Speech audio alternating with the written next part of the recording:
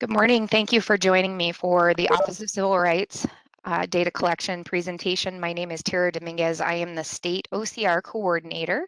I'm here to help you out through this collection process.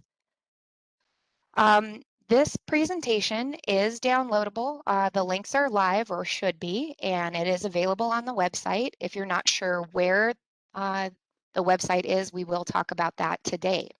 So let's move forward to our overview. Today we have a lot of items that we need to cover. I want to give you an overview for those who are new to the Office of Civil Rights data collection, where you can find resources.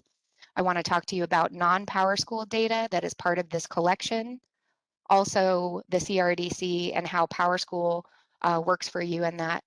We will touch briefly on the federal submission tool, which will be open to us in December, and then some closing comments and questions. Now there is a panel in WebEx, if you can find it, that is a question and answer panel. You can use the chat and I will try to address the questions as they come in. I would prefer if you could preface the question with the topic at hand because I'm not sure that I can actually organize the questions to address them as quickly as possible. So let's get to the overview of the civil rights data collection. This is a biannual collection normally. We will be doing this back to back, so we will be participating in the collection this year and next year. The data are from the previous year, so we're always looking backwards when we perform this collection. All public schools and charters in the nation are required to submit data. The results are published on the link that you see on your slideshow today, and they're generally published about a year out. And they are analyzed by lawmakers, your community, researchers, reporters. It's available to everybody. This data is accessible to the entire nation when it's published. There is also a Civil Rights Resource Center, which you will be doing a good portion of your work in that location after December or in the December timeframe. In the CRDC, they are collecting the breadth and depth of your school year. They cover quite a bit. They want to know about characteristics for your schools, your district level. District level does include every public school unit. That would be our LEAs, our charters, our labs, our regionals. They want to know high level information, and then we get into some detail too. They want to know about enrollment for your students when it comes to programs, courses, programs meaning, let's say, gifted and talented, to whether they are part of our EC program. They ask about retentions, certified class counts, some questions about interscholastic sports, single-sex sports. A good portion of this report is based on school safety data. You can see here that they want to know about arrests, offenses. There's even a question about homicide. They're very interested in the entirety of your school year. The thing that you have to remember, this is absolutely critical, is you need the federal survey forms to understand the data that are being collected for you and transferred into the federal submission system. These forms are going to be your lifeline to understanding the data and working through validation. And so you have to have these, regardless of whether you are a charter, an LEA, a regional, or a lab school. The LEA form and the school form, I have linked those within our DPI website so you can get to them quickly, and they're also located on that resource center. In addition, I have sent out links, and if you will give me just a second here, I am going to, in the chat, give you the links to these forms. It's really important. I can't stress that enough. And again, give me a second. You know, it's so funny, I have this all set up, but when you make one kind of change with WebEx, it seems to change everything and just go back to whatever it wants to do. So guys, the first link here that I'm sending to you is the LEA form. Download it, print it, make it your best friend. The second link is the school form. Again, download it, print it, make it your best friend. It will answer questions when you are looking at the data that has been collected for you so that you can understand what the rules are around the collection and why we've done what we've done. So again, those are your buddies, and you need those for the entirety of the collection process. We'll talk more in depth about the LEA forms and how they're helpful in a bit. Now, the thing to remember about this collection is that DPI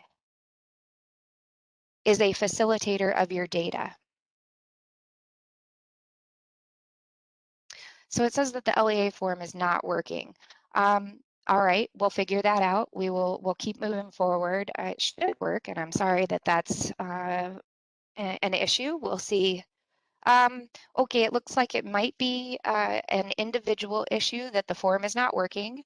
Others are saying they're able to load it. So let's keep moving forward, and I can help any staff member who might be having an issue with that a little bit later. Thanks so much. I appreciate the interaction. DPI facilitates the transfer of the data collection into the federal system. It's really important to understand what DPI's role in this collection process is. For other states, this is an LEA, a local level collection that the feds ask you for. What DPI does, because we have access to the data, is we gather that for you and push it over into the federal system where the majority of the work needs to occur. This began in 1314 for North Carolina because of the PowerSchool integration and the operational data store at the state. For other reporting purposes, we have access to this data. So in a way, we're providing a service for you by gathering the data from the previous year based on the requirements and making it available to you. We created a report. Imagine doing this as a large district or even a small charter. The information can be overwhelming because of the amount of survey questions that exist for this collection. So hopefully what DPI has done for you is take the collection process piece out of your resource time. We're moving that data over to you so that you can then validate in the federal system, update any warnings or errors that you see in that system. Think about it like a PMR. And then ultimately you have to certify in the federal system. That is the end goal. So DPI's role again is to push your data over. And what we're going through right now is the North Carolina preview process. This is allowing you to see what data we've gathered, perhaps get yourself prepared to make changes in the federal system as needed. So we're hopefully making sure that this is a collection that is a little less arduous. It's a huge collection, not, can't sugarcoat that. I'm going to stop right here and I'm going to try to I'm going to try to do a poll. My last experience with the poll is that it just opens up everything. So there's just 3 questions. Take 2 minutes here. And please answer the following 3 questions. Basically, have you done this before? What type of roles do you play in your public school unit, PSU? And where do you think you're going to need the most help? So the poll will close in 1 minute and 30 seconds. I think you see that time frame. Thank you so much for the participation and the interaction. Very much appreciated.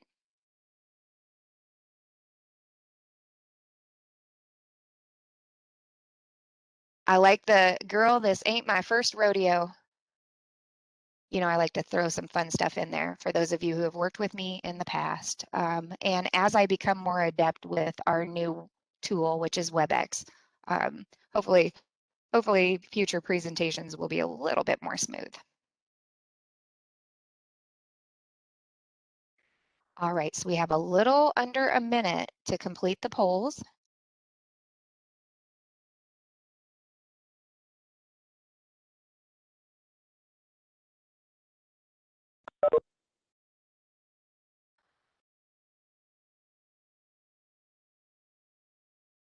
Okay, I see a big percentage of you are thinking that the federal submission tool is where you're going to need the most assistance. And lucky for you, you've got me and federal partner support to work with that. Um, and that will be coming in December.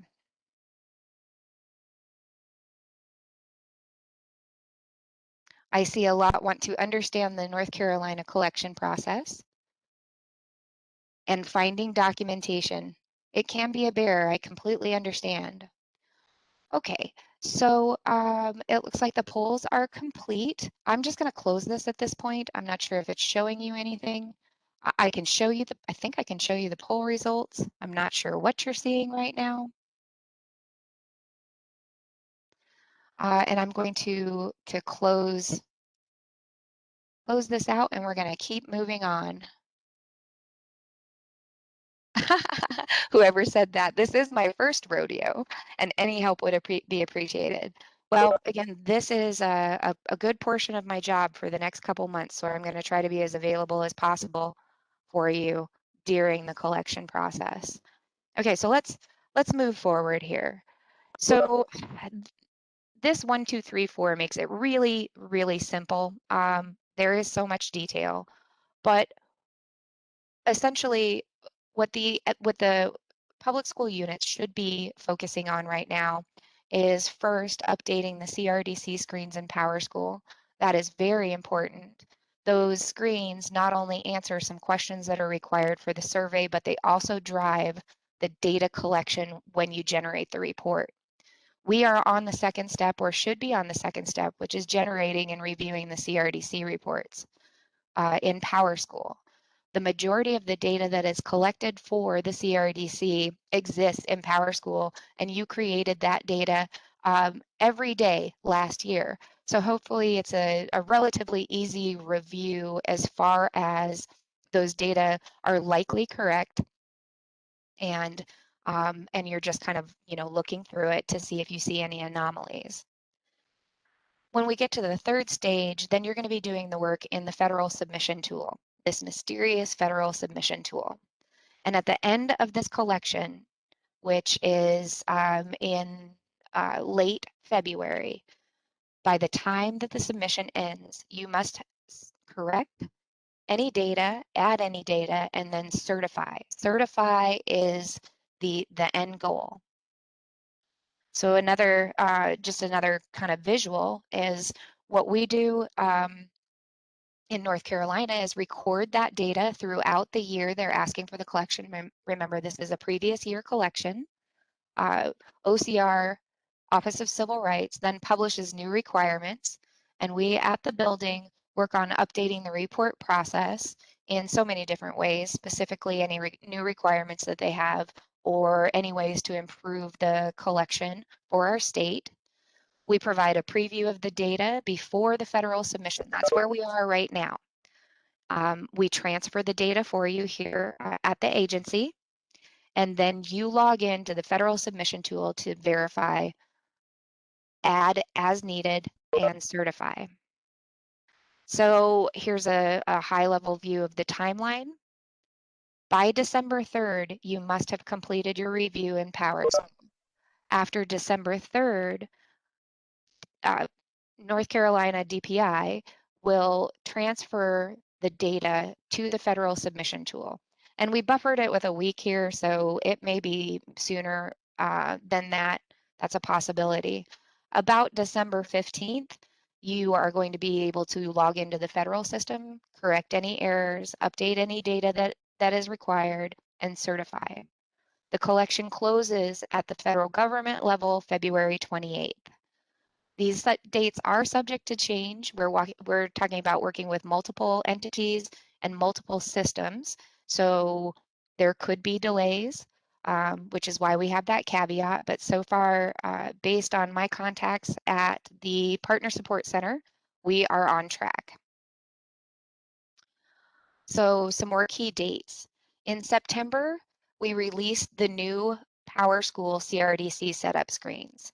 Now, each year of the collection, we will release new screens, and that is based on changes made to the data collection from the federal government. That's something that we all have to understand in this collection is not every collection is going to be asking the same questions. So on the 20th, we released the setup screens so that you could view the data that existed, verify, and update as needed.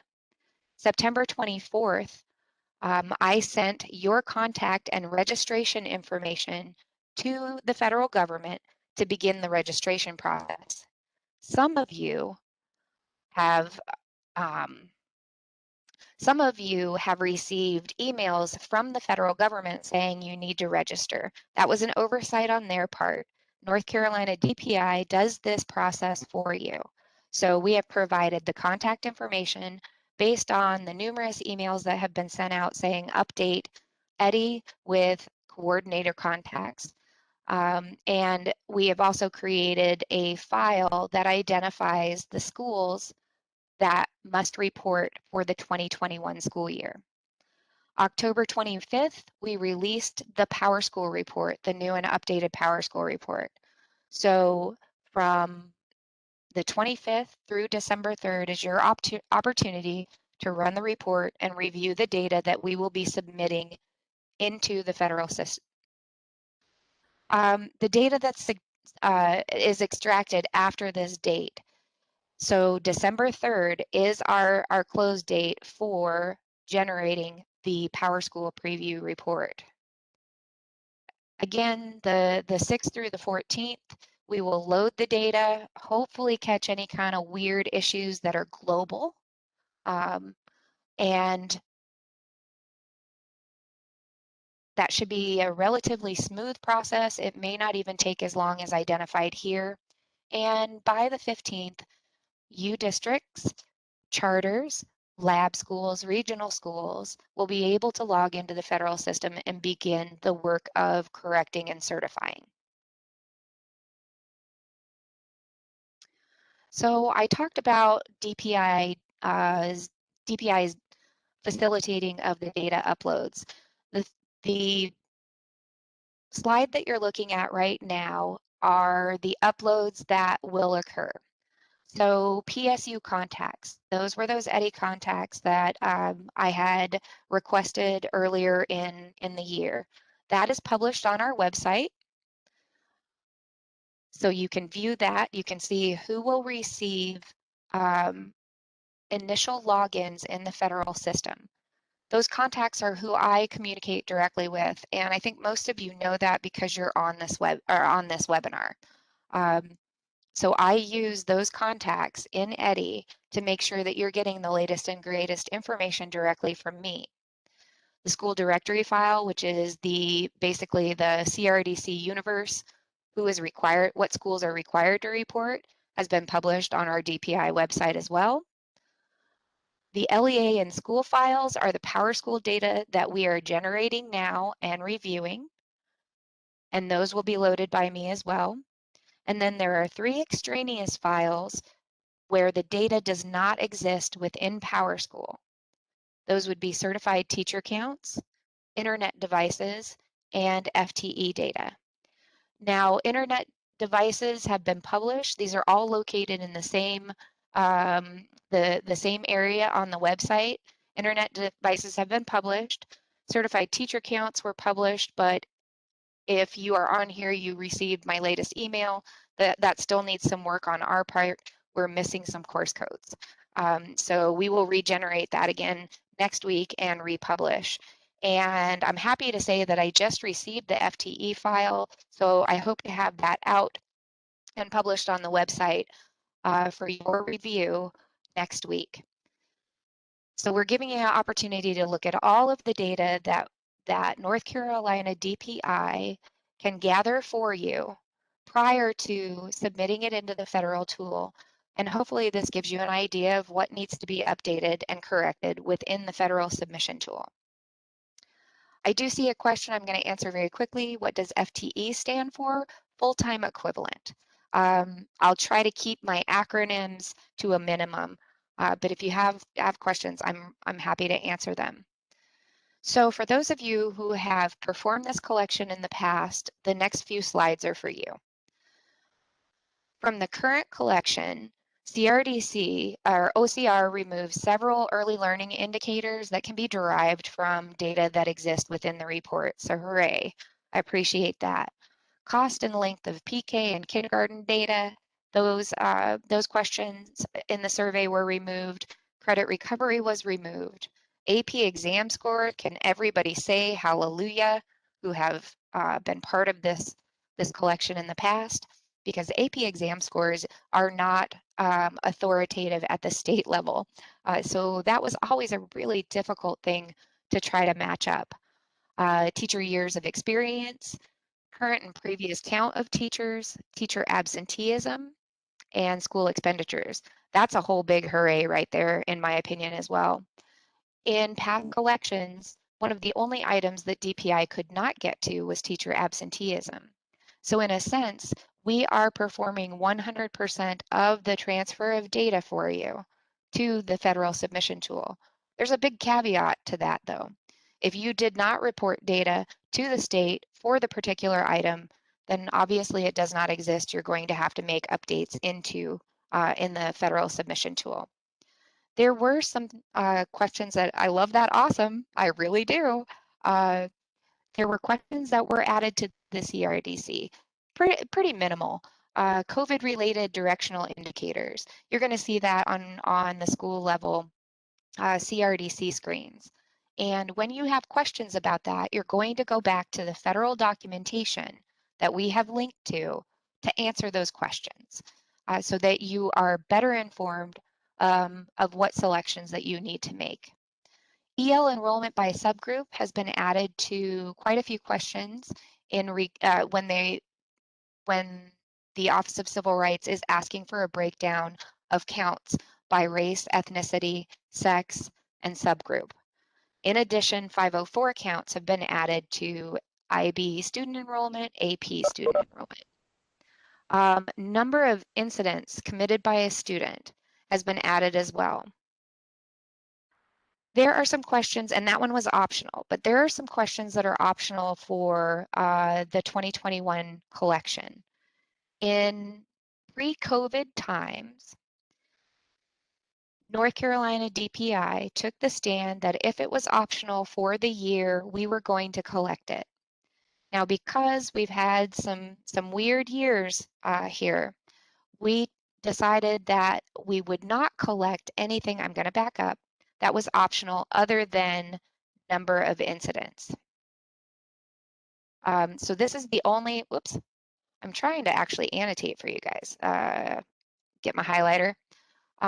So this is the only optional question that, and I draw very, very poorly, that North Carolina DPI added to this collection that was optional.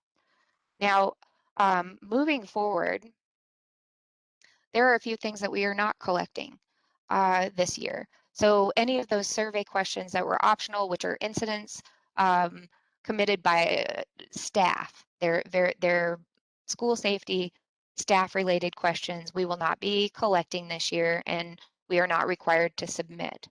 But this second bullet, I'm trying for the drawing again. Here we go. This guy, whoops, oh my goodness. All right, getting crazy, getting crazy. There we go. This guy right here,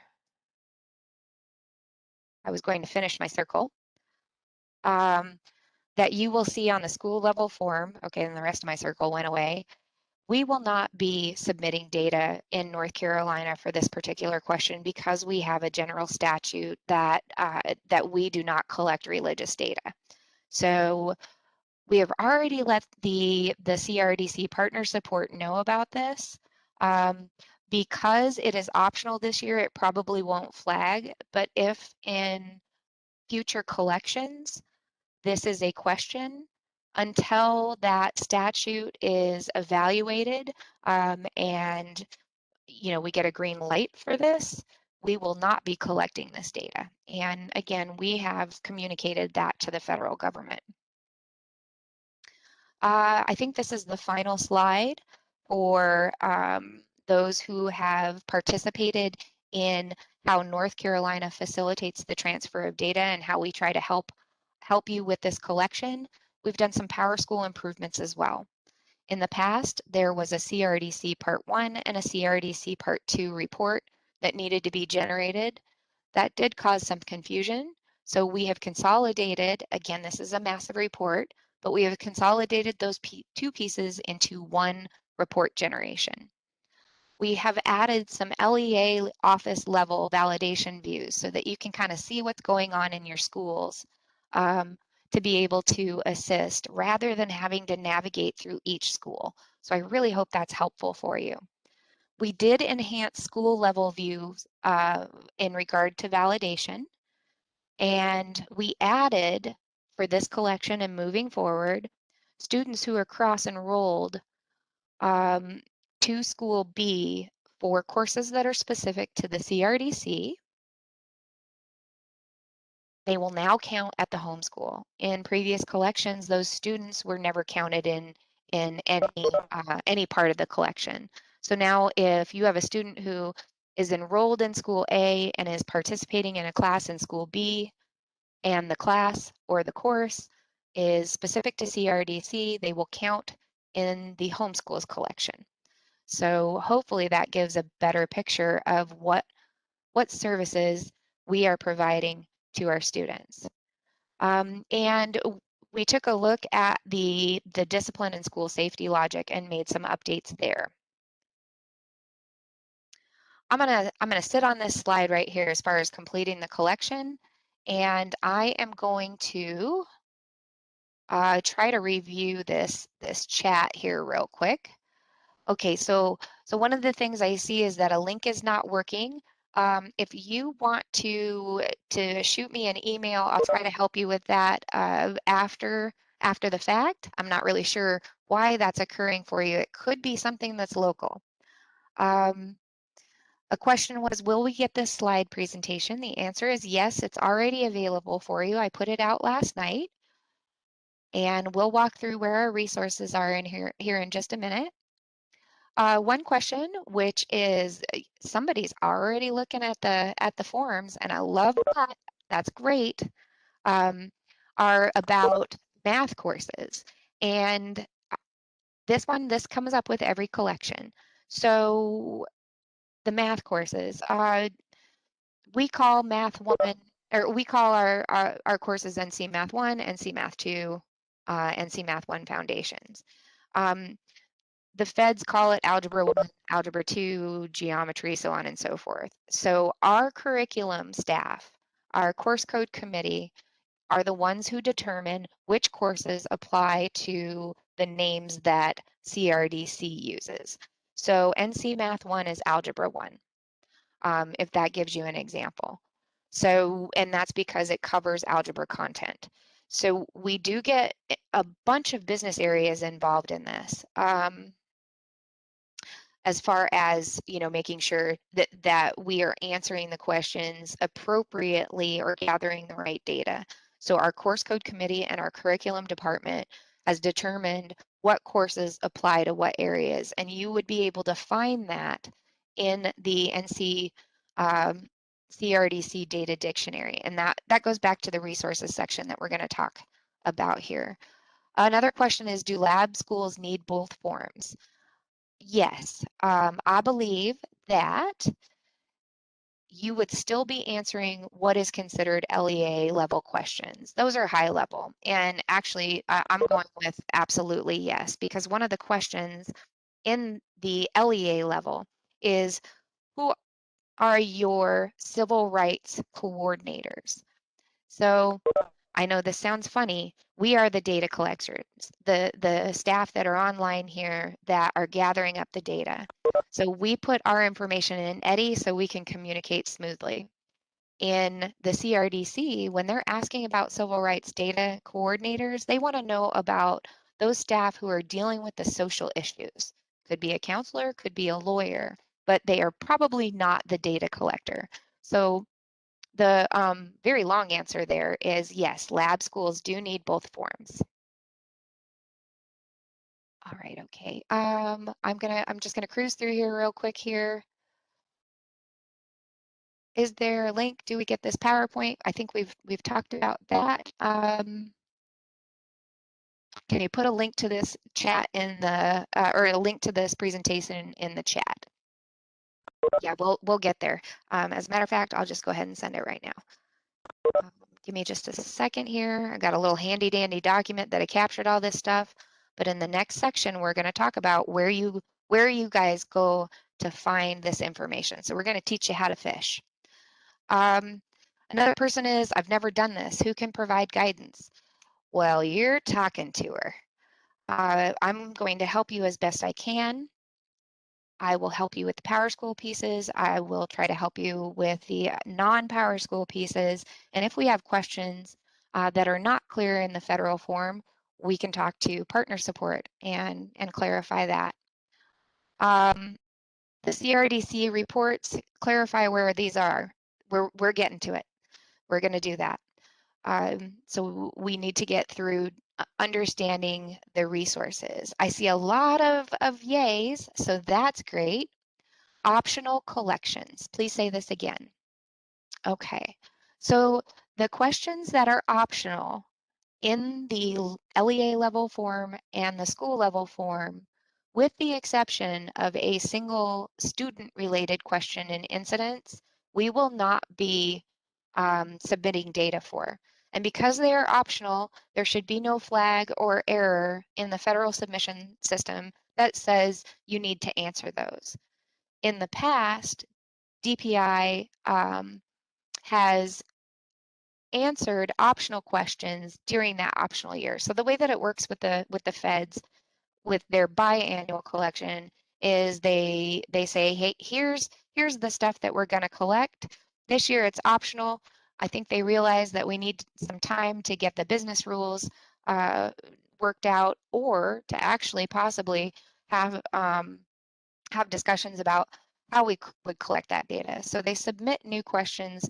The first year, they say this is optional. The second year, it's required.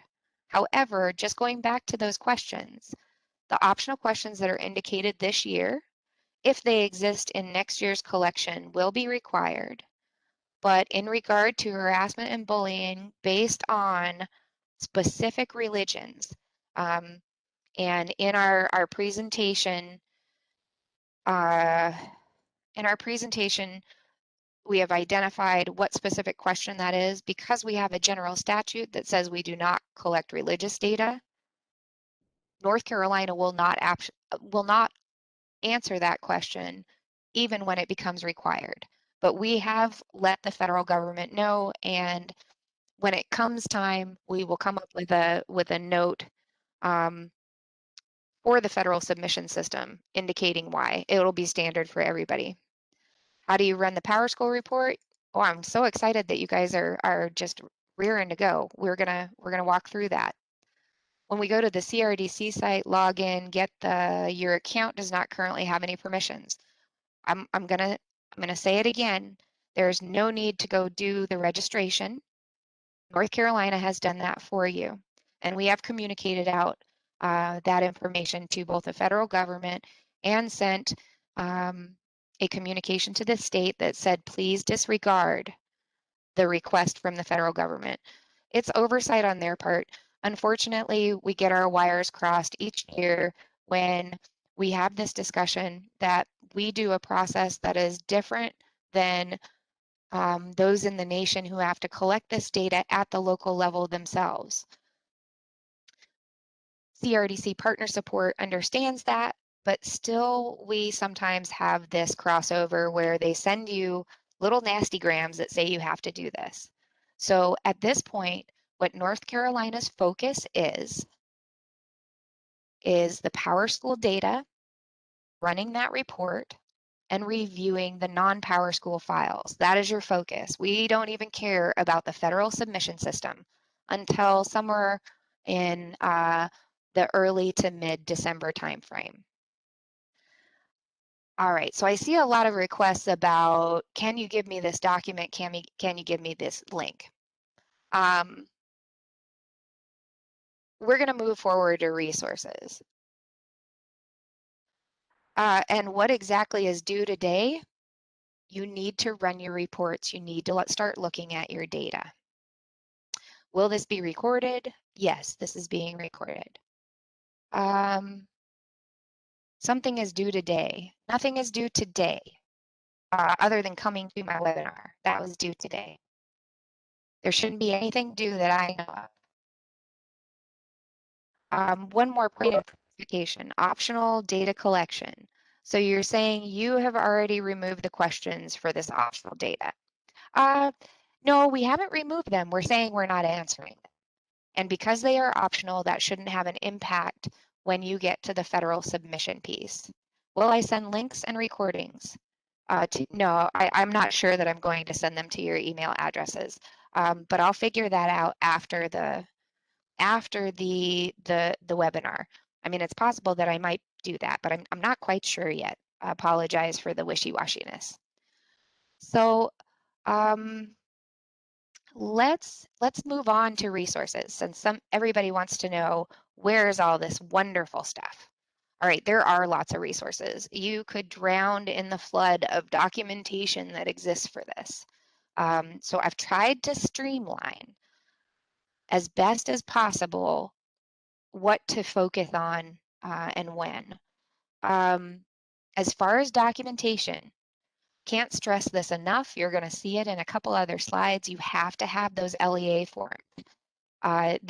You're not going to understand the questions that exist and what we're answering if you do not read those LEA forms and review those. North Carolina specific documentation is really about how we do everything. Here in North Carolina, it's different because, like I said, most of the states just say, go to it, districts, go to it, charters, and good luck. There are probably about, I think 8, maybe a dozen at this point, other states that are trying to help the districts with their collection, but there's only a few, maybe 3 others that submit or facilitate the transfer of data to the federal submission system on behalf of their states in the capacity that we do.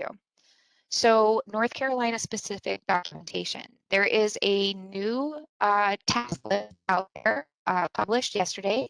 Thank you to those who gave feedback that they really wanted to, what do I do when? I hope this helps. It's high level. Preparing for the CRDC. Oh, thank you so much. Thank you very much. I appreciate that. I like all the sweet talk. Thank you. There is a preparing for the CRDC, which kind of talks about what we're talking about now, how North Carolina supports you, where you can get resources, what we do for you, and what your responsibilities are. Then there is a documentation about how to set up PowerSchool for the CRDC. So it's for the screens. All right, for those screens that that need to be set up prior to running the report. There's a 4th document about how to review the PowerSchool report using those federal forms. In a past collection, this was one big giant packet. Since we staged this year, we put out documentation at different points in time to support the step-by-step. There's also a CRDC data dictionary and course code list, okay? So that tells you how we pulled the data from, for example, from PowerSchool. So North Carolina resources and some links to the federal resources exist on the Civil Rights Data Collection page on DPI. Give me just a second here, and we're going to walk on over there. All right. So, oops, give me a second. All righty. Really?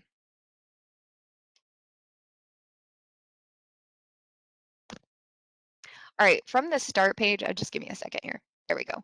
So if you don't have the link to dpi.nc.gov, you can Google it. I mean, sometimes I do, and I forget this little tiny link here. And from the start page in the navy blue banner, we're going to click on data and reports, and you guys go ahead and follow my feet if you want to. Data and reports. From data and reports, we look for data reporting and program monitoring. From this page, we have a civil rights data link. Our first page is high-level information about what this collection is. Looking to the right, we have a communication and support page. So this discusses what we need in EDI and how the support process works. It also houses all communications that I send out to those staff who are identified in EDI. I also try to send these communications out through the charter distribution list as well as home base if they are applicable. So you can find everything that I've sent out and anyone can take a look at where we are. I'm going to scroll back up. The Civil Rights Documentation and Webinar page is full of stuff to look at. So the first thing that you see are the timeline that we just discussed, with little reminders that really you've got to do specific pieces in order for us to be able to transfer data for you. If you scroll down this page, you're going to see 4 tabs: Federal Documentation and Resources. So notice that this is not grayed out. We have a link to the Civil Rights Data Collection Center. Okay, so I'm going to send you this link now. This is where you can jump off and find pretty much anything that you need. Okay, so this is important to you. Bookmark it if you need to. So under that tab, Federal CRDC Documentation and Resources, we give you a link to the Resource Center because you're going to spend your time after December, after we upload in this website. There's an overview. That's the only thing that I linked that was kind of extraneous. And tells you about the CRDC from the federal level. They've got a starter kit for you. And then here is your link to the federal and school forms if you have not been able to find them yet. So here's your federal link to the school and LEA forms that are required for this report. If we click on North Carolina Process and Procedures, you're going to see the documentation that we just discussed with the new task list. I sent you a memo last night and I forgot to link this. Linked everything else in the memo, but I forgot to link this, so I'm so sorry. I'm going to click over to the task list. We are going to discuss it, but I'm just going to give you, oh, no, I can't give you this link. I'm sorry, because that's a link to my local. I'm going to give you this link since I neglected to do that in the memo. My apologies, guys.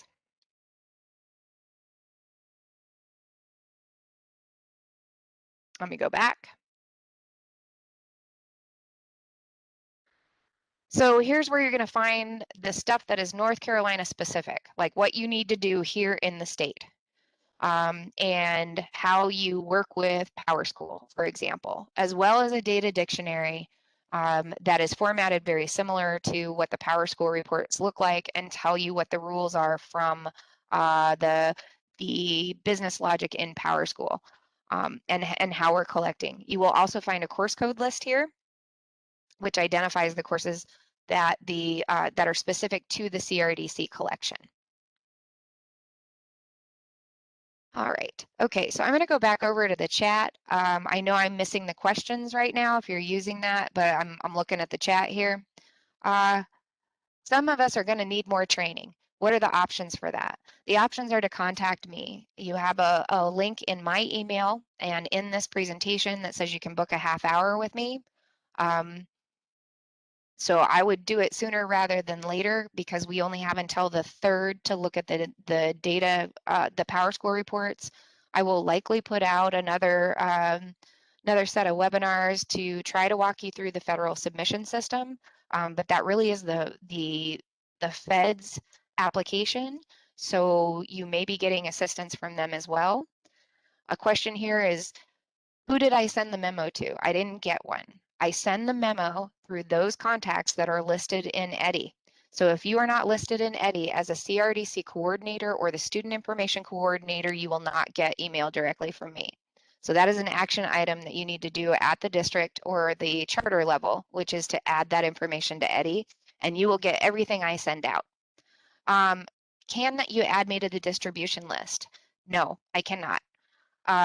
But there is a staff member at your district who can add you. That's all on your side, guys. So the reason that is that hats change so many times within the district that it needs to be updated when those roles change at the local level.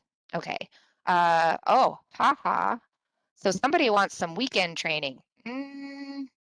I could be bribed possibly with chocolate or coffee, and coffee in the first order.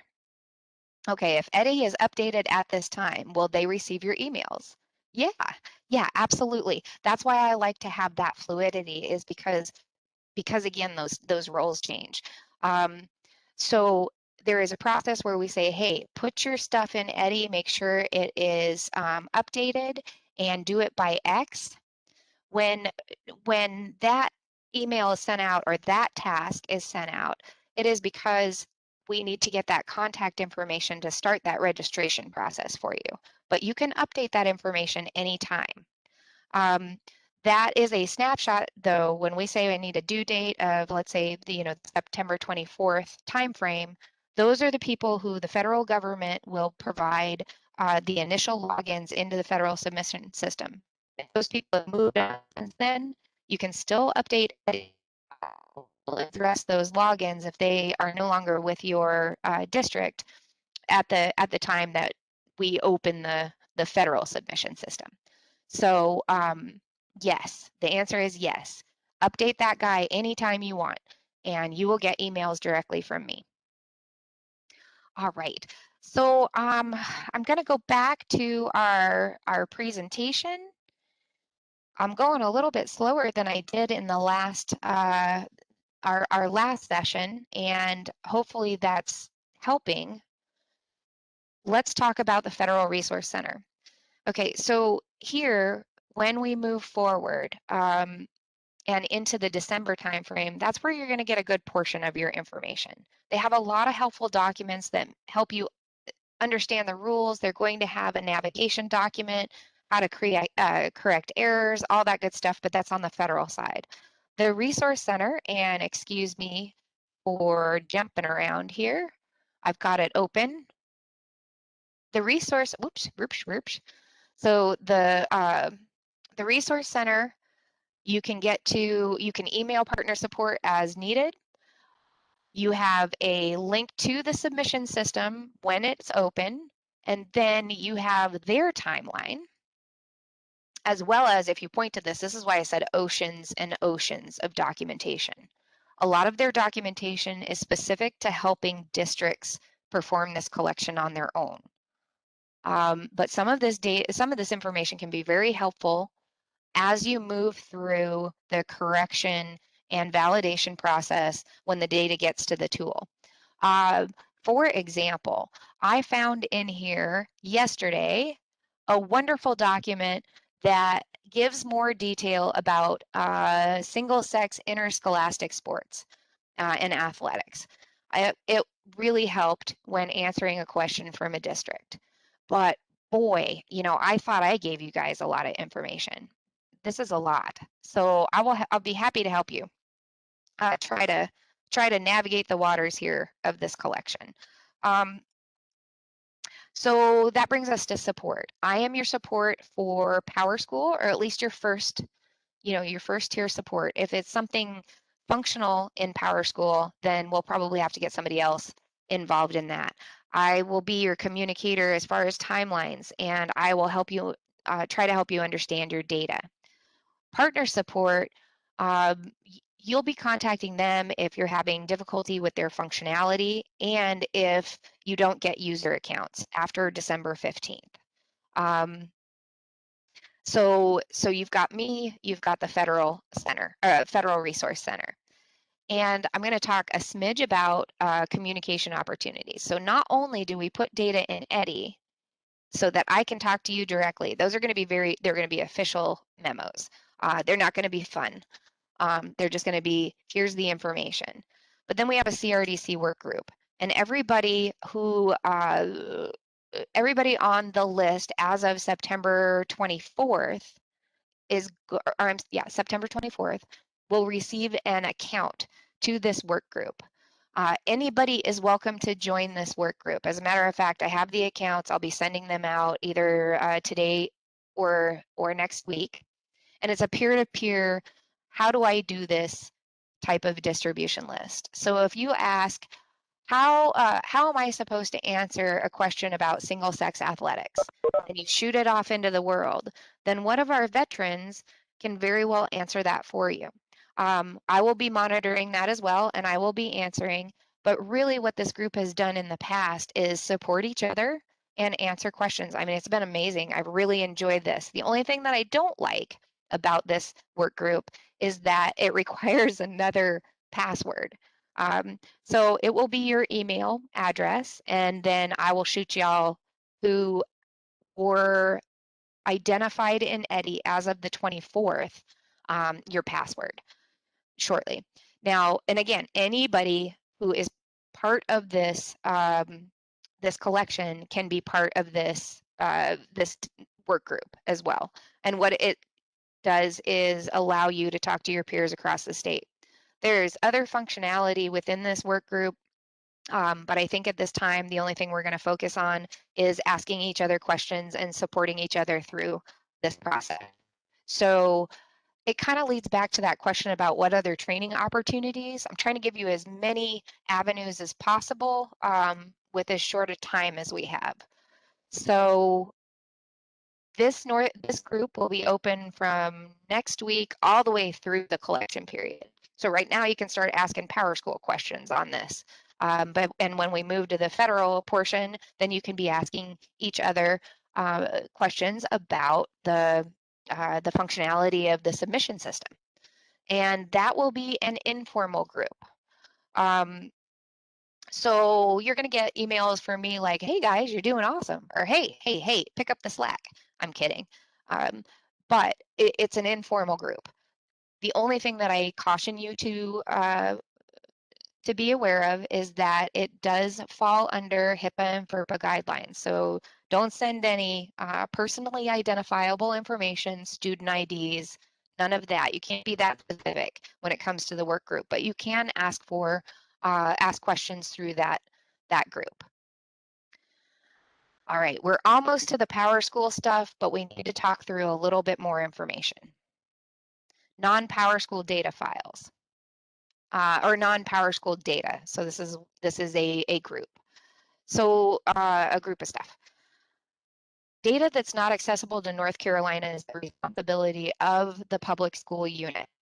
Examples of that could include incident data. It could include 504 data if that were not captured in PowerSchool. If you're using any kind of third-party application that is not transferring data to PowerSchool, if you choose not to use the athletics module in PowerSchool, you will be answering those questions after DPI uploads the data to the federal submission system. Let me just give you a big caveat here also. If you do not generate the PowerSchool report at the LEA office level by December 3rd, we will not transfer data for you either. And I would anticipate that would be a really hairy process for you because you'd have to go in there to the federal submission system and either create files like my team and I do, or you'd have to answer questions manually. That does not sound fun to me. So anything that we don't have access to, you must supply. That kind of leads to the non-PowerSchool data files. So I was telling you, we can get to the majority of this, and 99% of that majority is in PowerSchool, but there are some things that reside outside of PowerSchool that are submitted by you to the state that are required for this collection. We publish these on the DPI website so that you can review them like you can review the PowerSchool data before we extract it.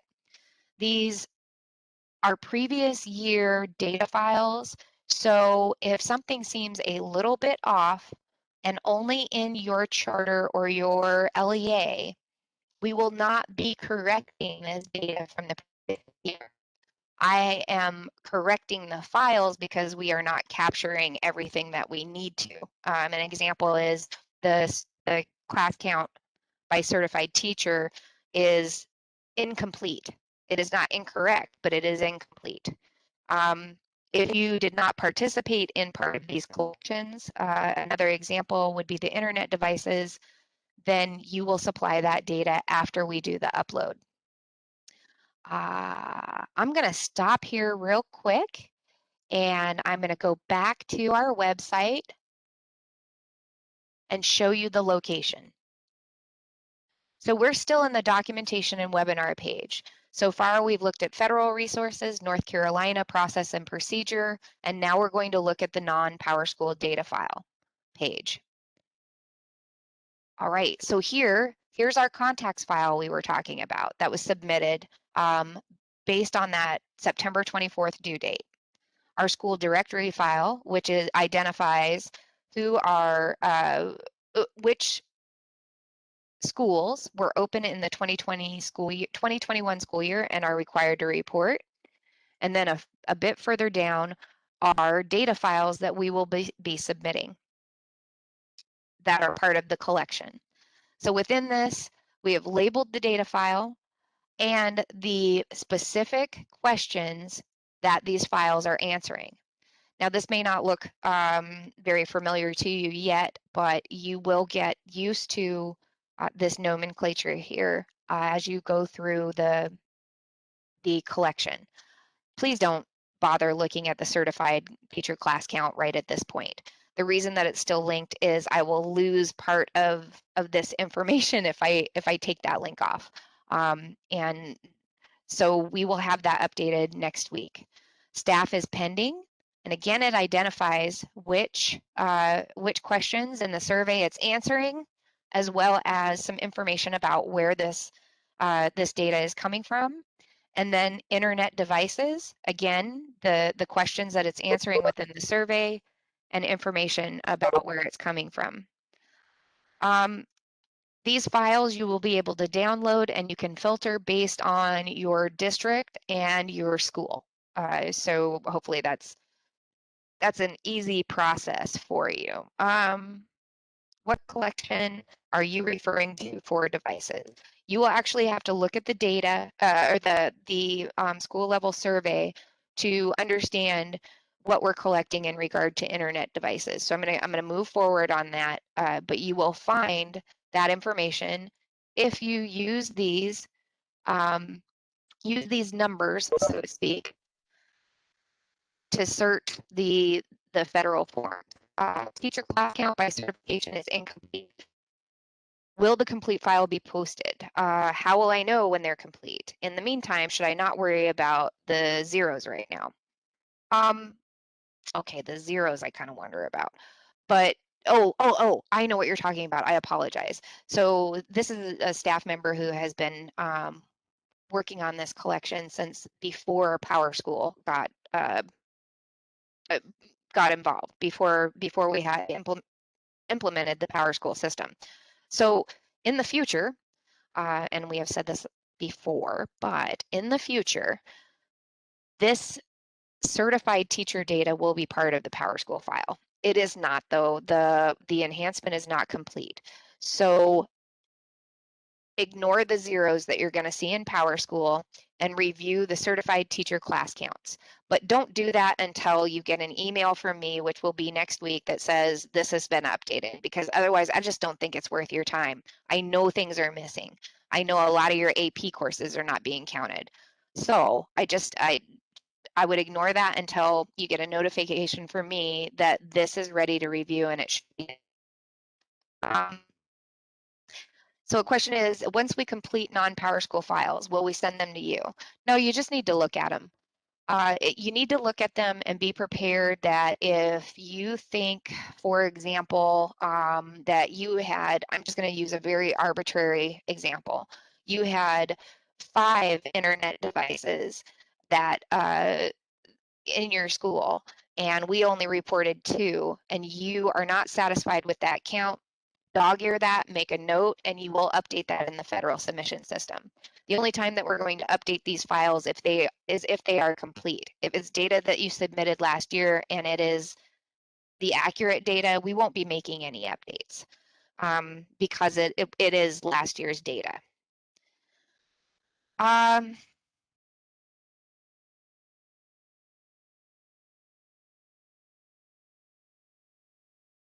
So I see a question. I'm not gonna address that quite yet.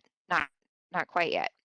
I've got some more pieces of information that I'd like to talk to you about in regard to non-PowerSchool files. Okay.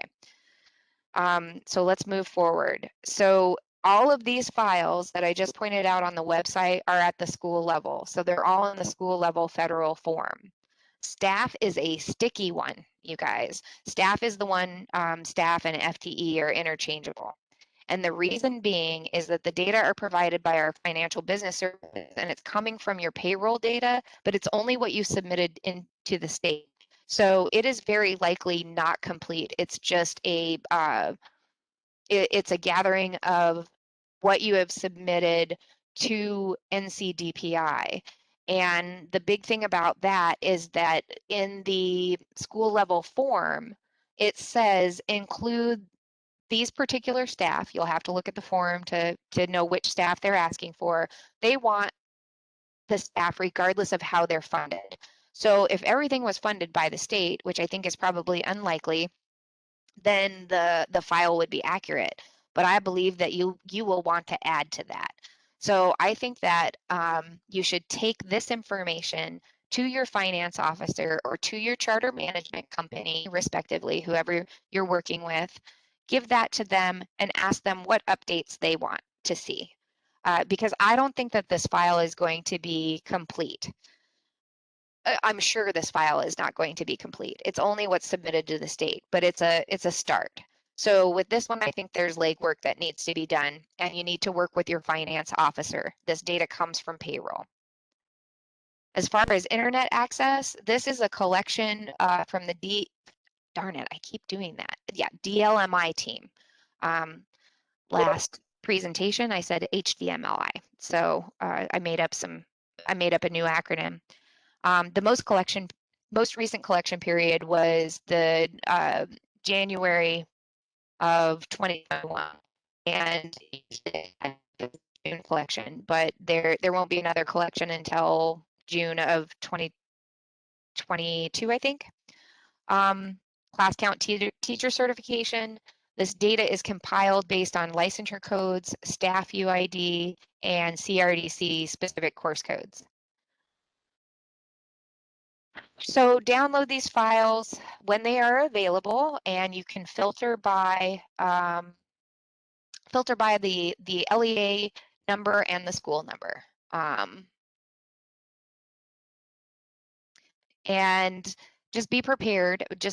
To make updates as needed for these files.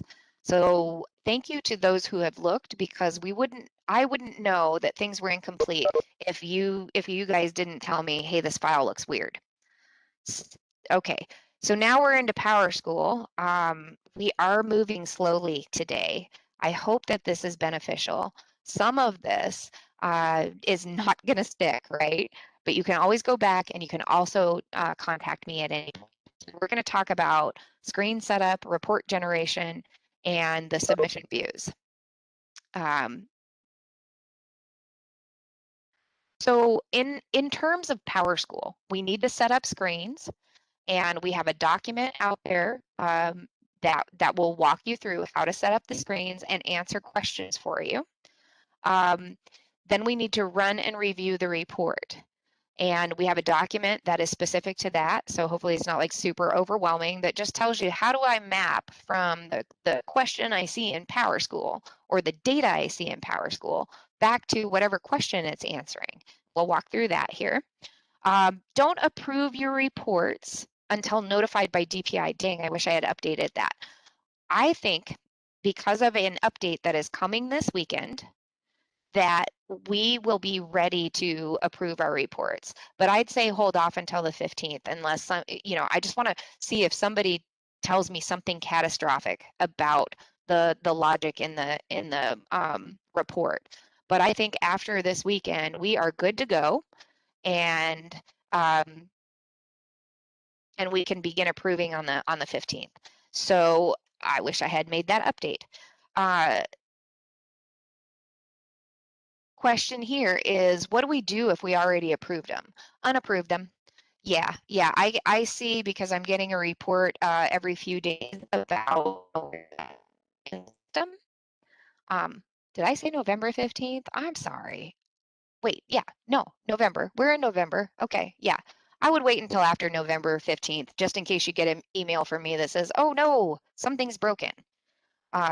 If you don't get an email from me by then, I think we're good to go. So yeah, if you approve them, unapprove them, you're going to need to rerun. See some charters and some other enterprising districts that went ahead and ran it very, very early. It was not ready. So you will need to unapprove and you will need to regenerate, and I would wait until after this weekend.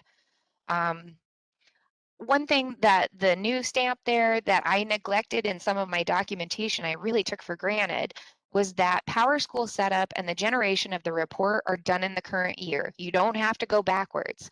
You just push a button in your current year and stuff is done for you. It goes back and looks at previous year data. So I just want to make that really clear. Last night I updated the documents for the setup and for the report generation, so that it's in the documentation. You don't have to go backwards. You do all of your processes in the current year. So the setup screens are important. They are critical to the report. They answer questions that don't exist anywhere else in the PowerSchool system that are specific to CRDC, and they are drivers to how your reports are going to be generated and what data you're going to see. So if you miss some of this setup and it's not complete, you're not going to get the expected results that you're not going to get the results that you expected. Could have flipped that sentence around there. So office level users performing setup tasks have to have access to the entirety of the schools that exist in your PowerSchool system. Some of you may have lottery schools. Some of you, almost all of you, have program schools, and a majority of you have students in, let's say, for example, the CCAS program school. That's part of this. But your staff member who is working through the setup needs to have access to those schools to validate and verify that the data are accurate for the CRDC screen. This also includes schools that were created for local level needs, which I know exist. So make sure that the staff member who might be performing these duties has the appropriate access and can see all of those schools. Right, so I'm going to skip through some of these pieces, and we're going to go into PowerSchool. Can everybody say woohoo? Well, I bet you could if I took you off mute, huh? All right, so I've already logged into a training instance, and I am at the LEA level. So I'm going to skip through again this. I love the participation. I really appreciate that. I'm going to skip through these slides. We're going to do it live, and then we're going to come back and talk a little bit about tips. All of this is in documentation in your on the website. So from the PowerSchool start screen, the first thing that we want to do is update the district level, the LEA office level screen for the CRDC. This is going to take a minute. That's the only unfortunate thing when we go live. So from LEA setup, I'm going to scroll to the bottom of the screen, and I'm going to click CRDC data collection, and it's going to clock a bit, and that's just kind of that's how it is. It's doing calculations in the back end. All right, when you log into these screens, most likely, unless you're a brand new LEA, or I'm sorry, brand new charter, you will have data that exists here. You need to verify and update the information. And the reason that you need to verify and update, again, is because there are changes that have been made to these screens based on the requirements. So the beautiful thing is that these screens are getting smaller and smaller. There is a hope that maybe someday you won't have to use a screen. I don't know that we're going to get there anytime soon, but the data on these screens is getting less and less. So you have a couple of questions to answer here and a couple of items to fill out. If the data are being retrieved from the system already, some of these elements may be grayed out. In the documentation, at least for the CRDC setup screens, I have created a grid or a table that tells you where this is coming from. One of the questions is, are the questions in reference to last year? This screen doesn't update or change at EOY. So, for example, we could be looking at last year's LEA coordinator. And again, this is a person who deals with the equity issues, the social issues. So maybe Miss Brown is no longer an employee at our district. She's moved on. And maybe it is Miss Dominguez. Miss Dominguez, yes. So you're going to want to update these screens here. These are required. If this is missed, it's not going to bomb your report, but you're going to get errors on the federal side. So update your district level CRDC screen, and you're done at the district level. There is no more setup that is required in the LEA office. So that is step one, and would be done by someone who has that LEA office access. Now I'm just going to go into a school that's already been worked on. Again, this is a test instance. Each school in your PowerSchool instance has 2 screens in regard to CRDC setup, and they have to be reviewed, even if it's one of those schools that are even if it's one of these schools that are made for the purposes of the district, or even if it's a lottery school. You want to verify that the setup has been completed accurately so the data do or do not generate on the report. Again, from the start screen at the school level, you go to setup and click on school. We scroll all the way down. Now for larger districts, you can delegate these tasks as needed. You can give this to your school level data manager to go review. It's really up to you on how you want to move forward with this collection. I would imagine that if you had a very large district, you might want to have your data managers, if they exist, to be performing this process and getting it done for you. It's really up to you the way that you want to handle this. So the first thing that we're going to do is we're going to go to the CRDC data collection or the civil rights data collection link, and we're going to let that clock for a minute. Can you review the question around desegregation? I think that you need to ask the staff that is in your office if you have a desegregation plan. I highly doubt that you do, but the definition of that would be in the school level form.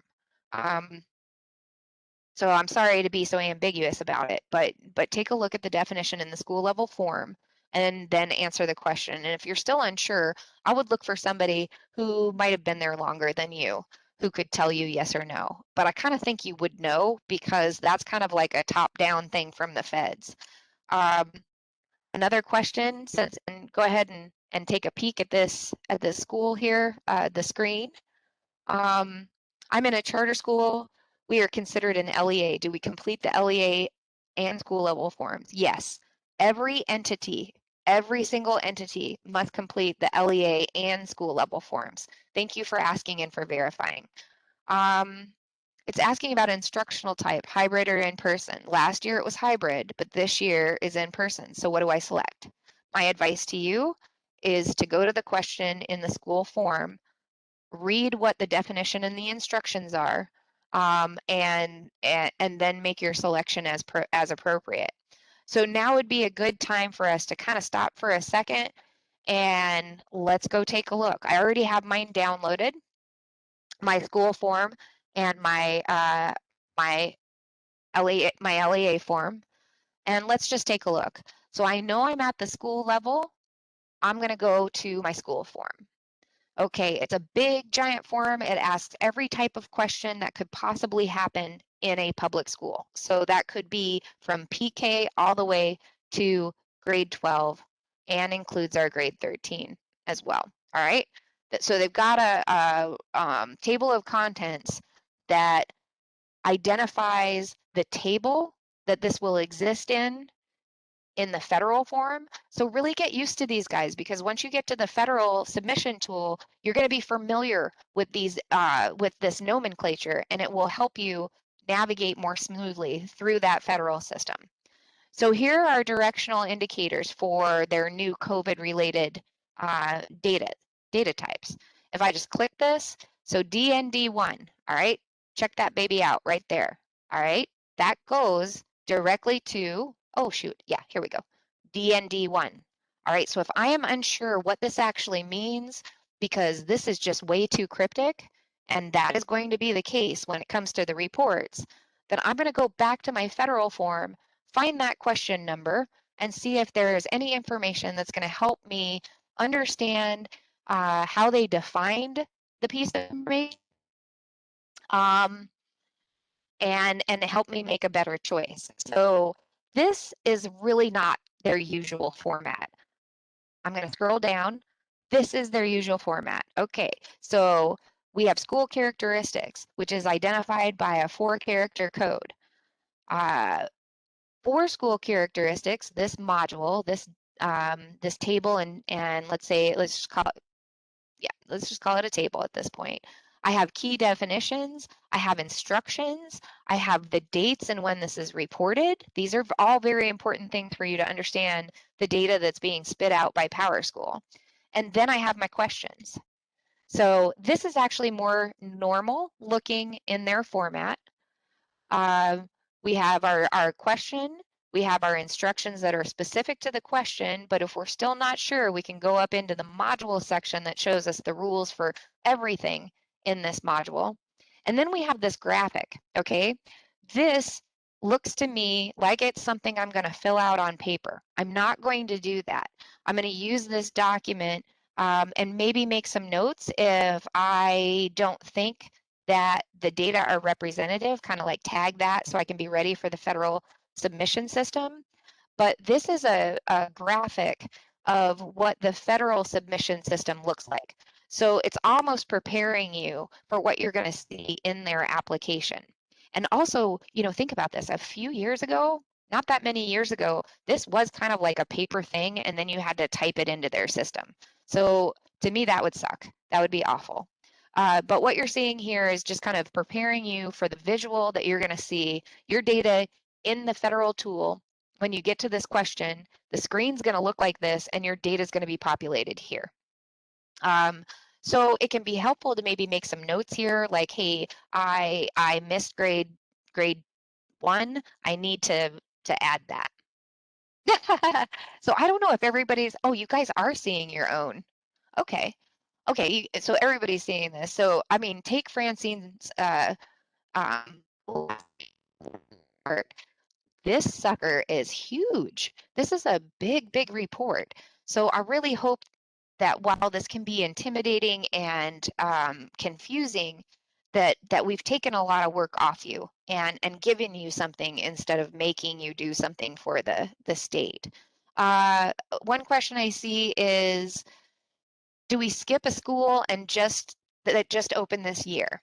Seems like a stupid question, but I just can't let it go. No, it's not a stupid question. If they open this year, they don't have any data to report last year. So let's go on back.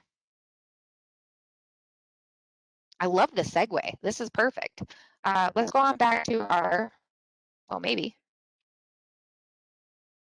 Nope, that's not it. Here, wait. There we go. Let's go back to our screen for a second. Nope, that's not where we're going either. I think my intention is to make you dizzy on a Friday morning. All right, let's go back to our system. Okay. If your school wasn't open for this year, then as we're looking at the school level, notice that we're looking at the school level. Let's see if I can annotate on this. I should be able to. Oh, shoot, darn it. No, I don't know if I can. I don't want to confuse it any further. So at the school level, you have a question that says very specifically, maybe blow this up a little. You have a question that says, is this school excluded from CRDC reporting? To me, the question is backwards, but it's asking, are we going to exclude this school from the gathering of the data when we generate the report?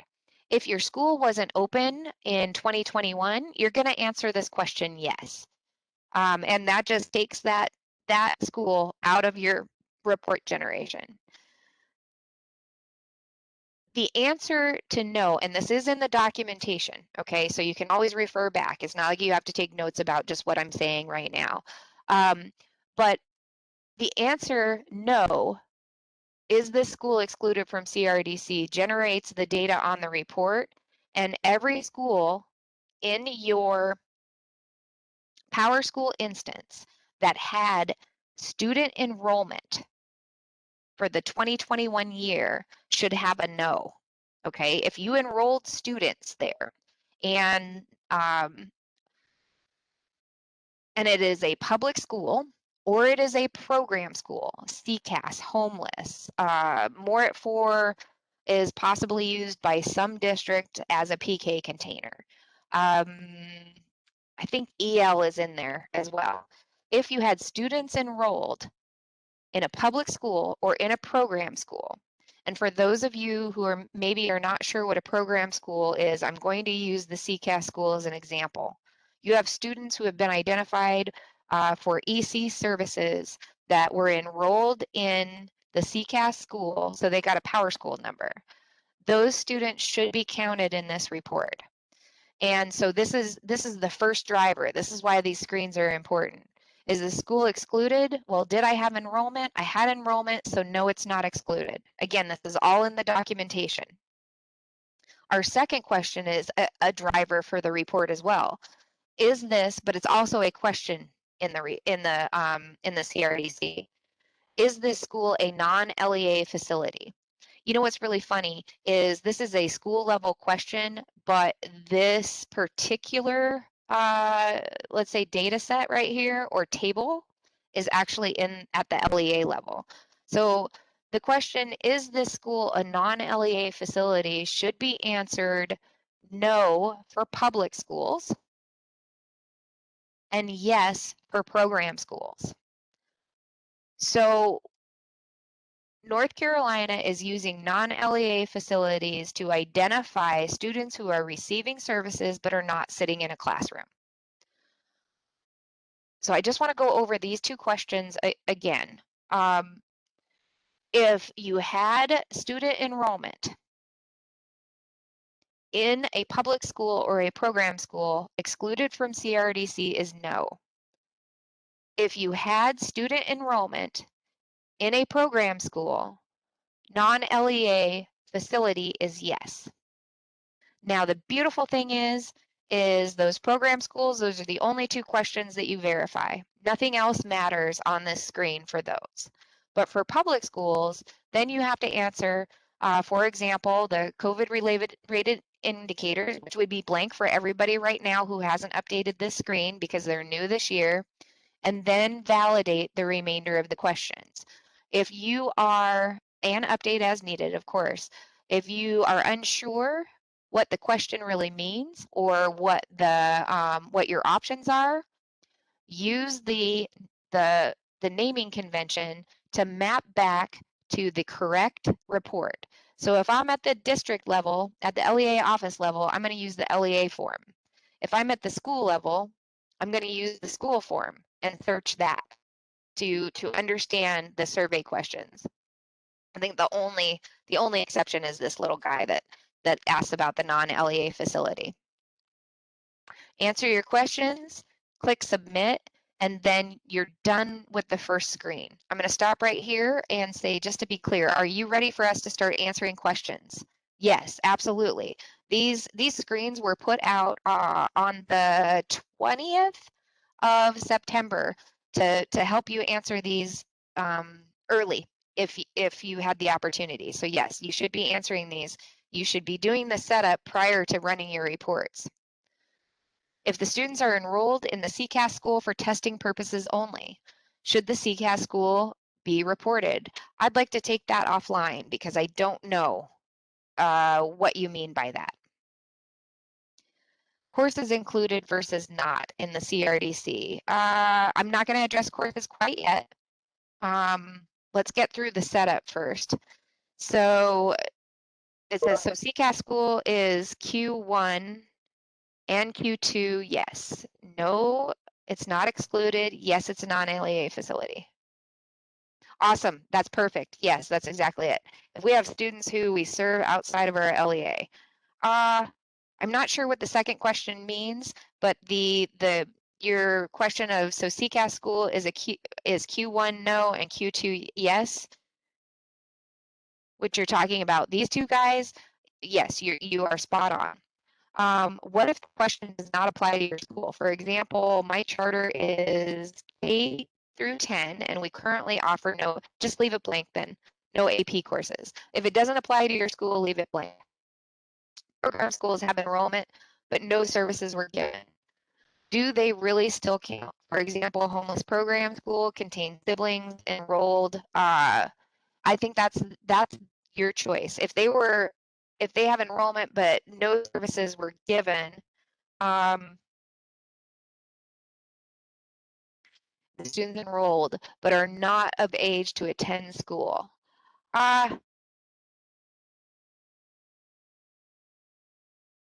Boy, I'm not really sure. I think that with that one, maybe I'd take a look at the non-LEA facility. Maybe that particular situation that is being described where homeless is somewhat of a container for students' siblings. So I'm not really sure on that one. I think we might have to take that offline. I'm sorry, I really don't know. Okay, so I'm going to move forward here, and we have one more setup screen that has to be completed. We go back to school, scroll down to the bottom, go to CRDC EDI grade levels, and this is a driver for your report as well. If the data do not exist here, you're just going to get some weird stuff on your report. This is a screen that DPI populates for the public schools for you, or should have, but you can edit and add records if needed. The documentation it has been is out there to walk you through the steps. But what this is it's what were your past grade levels for the year in action. So on the left-hand side of the screen, year ID for PowerSchool would be 30 in this case. And why they're not in order, I don't know. You don't necessarily need all these other records. It doesn't matter if they exist or not. But year ID 30 for public schools should have been populated. This is data that is coming from EDI via your school information screen. Your grade levels need to be identified here, grade levels where you had enrollment. So you don't want any extra grade levels in here. And the grade level column needs to be formatted like you see grades in EDI, not in PowerSchool. So if you are a PK in PowerSchool, it's like 0 or something like that. You want what you see in EDI. So in this screen for public schools, most of them just need to verify that the data exists. If not, it's updatable. If there is no record, add one for year ID 30, which is the 2021 school year. So yes, that's correct. And then the left side of the screen, I'm telling you, nobody cares about. So if you see a -9 because of the XG grade level right here, and what you see here is me dinking around in the test instance to see what what happens.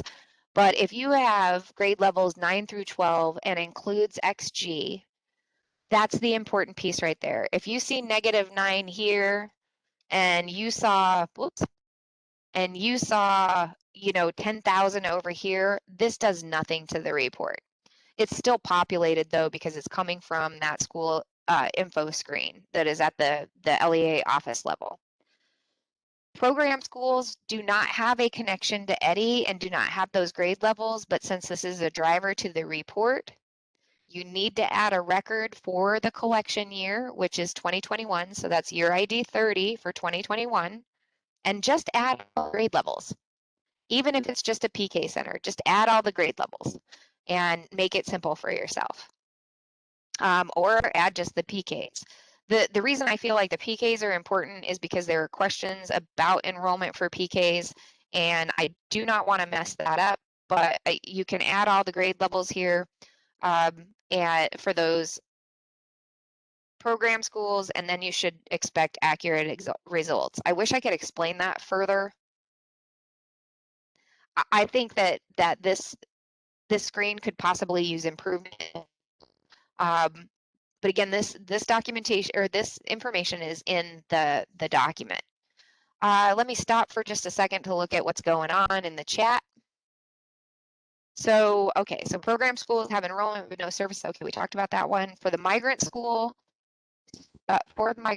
do we include someone at the state level? If you have enrollment, the answer is yes. So if you have kiddos in the migrant school, yes, include them. With Head Start, since we have 3-year-olds. I'm sorry, I'm not sure I understand the question, but these I think would be these are early childhood kiddos. There are questions regarding early childhood. So if you could send that question to me, or maybe somebody maybe could clarify, I'm not really sure. Oh, okay, so here's another one. And what does XG mean? So XG is for a particular type of student who has moved past 12th grade but has not received a certification yet. They are students who are in the EC, who are part of the EC group, but they have not graduated, they haven't received a certification, and they are they have already had a year in 12th grade. This never should have been a grade level in my opinion, but it is, and XG is a very, very small population. XG needs to be in there so they're counted as 12th graders for the purposes of the CRDC report. And that's all it's doing is counting those kiddos as 12th grade. They're not identifying them as EC, nothing like that. It's just a count to say XG equals 12 in regard to the CRDC. Is the FTE program school handled the same way? You don't even have to worry about FTE program school or the graduate students school. And I think that's something I may have missed in the last set of documentation, but FTE is a kind of like a technical thing where you're transferring records, so it's excluded from the logic, and graduated students will appear on this report based on their enrollment history from the 2021 school year. Losing my sound. Okay, I don't know, I'm sorry.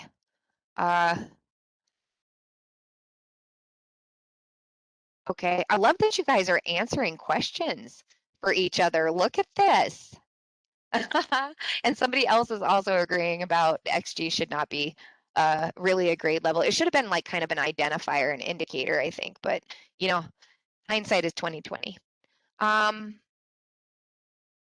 Okay, good. All right, thank you for letting me know if you're hearing sound quality issues. All right, I'm running out of time, guys, so I got to move forward. Send your questions to me at any point, and I will answer them as quickly as possible. But let's get on back over to this presentation. So let's move forward. We've covered our screens. So you do have tips in the PowerPoint presentation. These are on the documentation as well. It's just kind of, how do I do this? How do I answer those first two questions at the school level? And then, and then some information about the data. Oh gosh, I'm going backwards or forwards.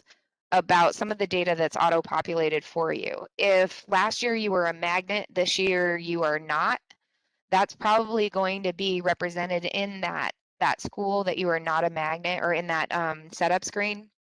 So make note and update in the federal submission system.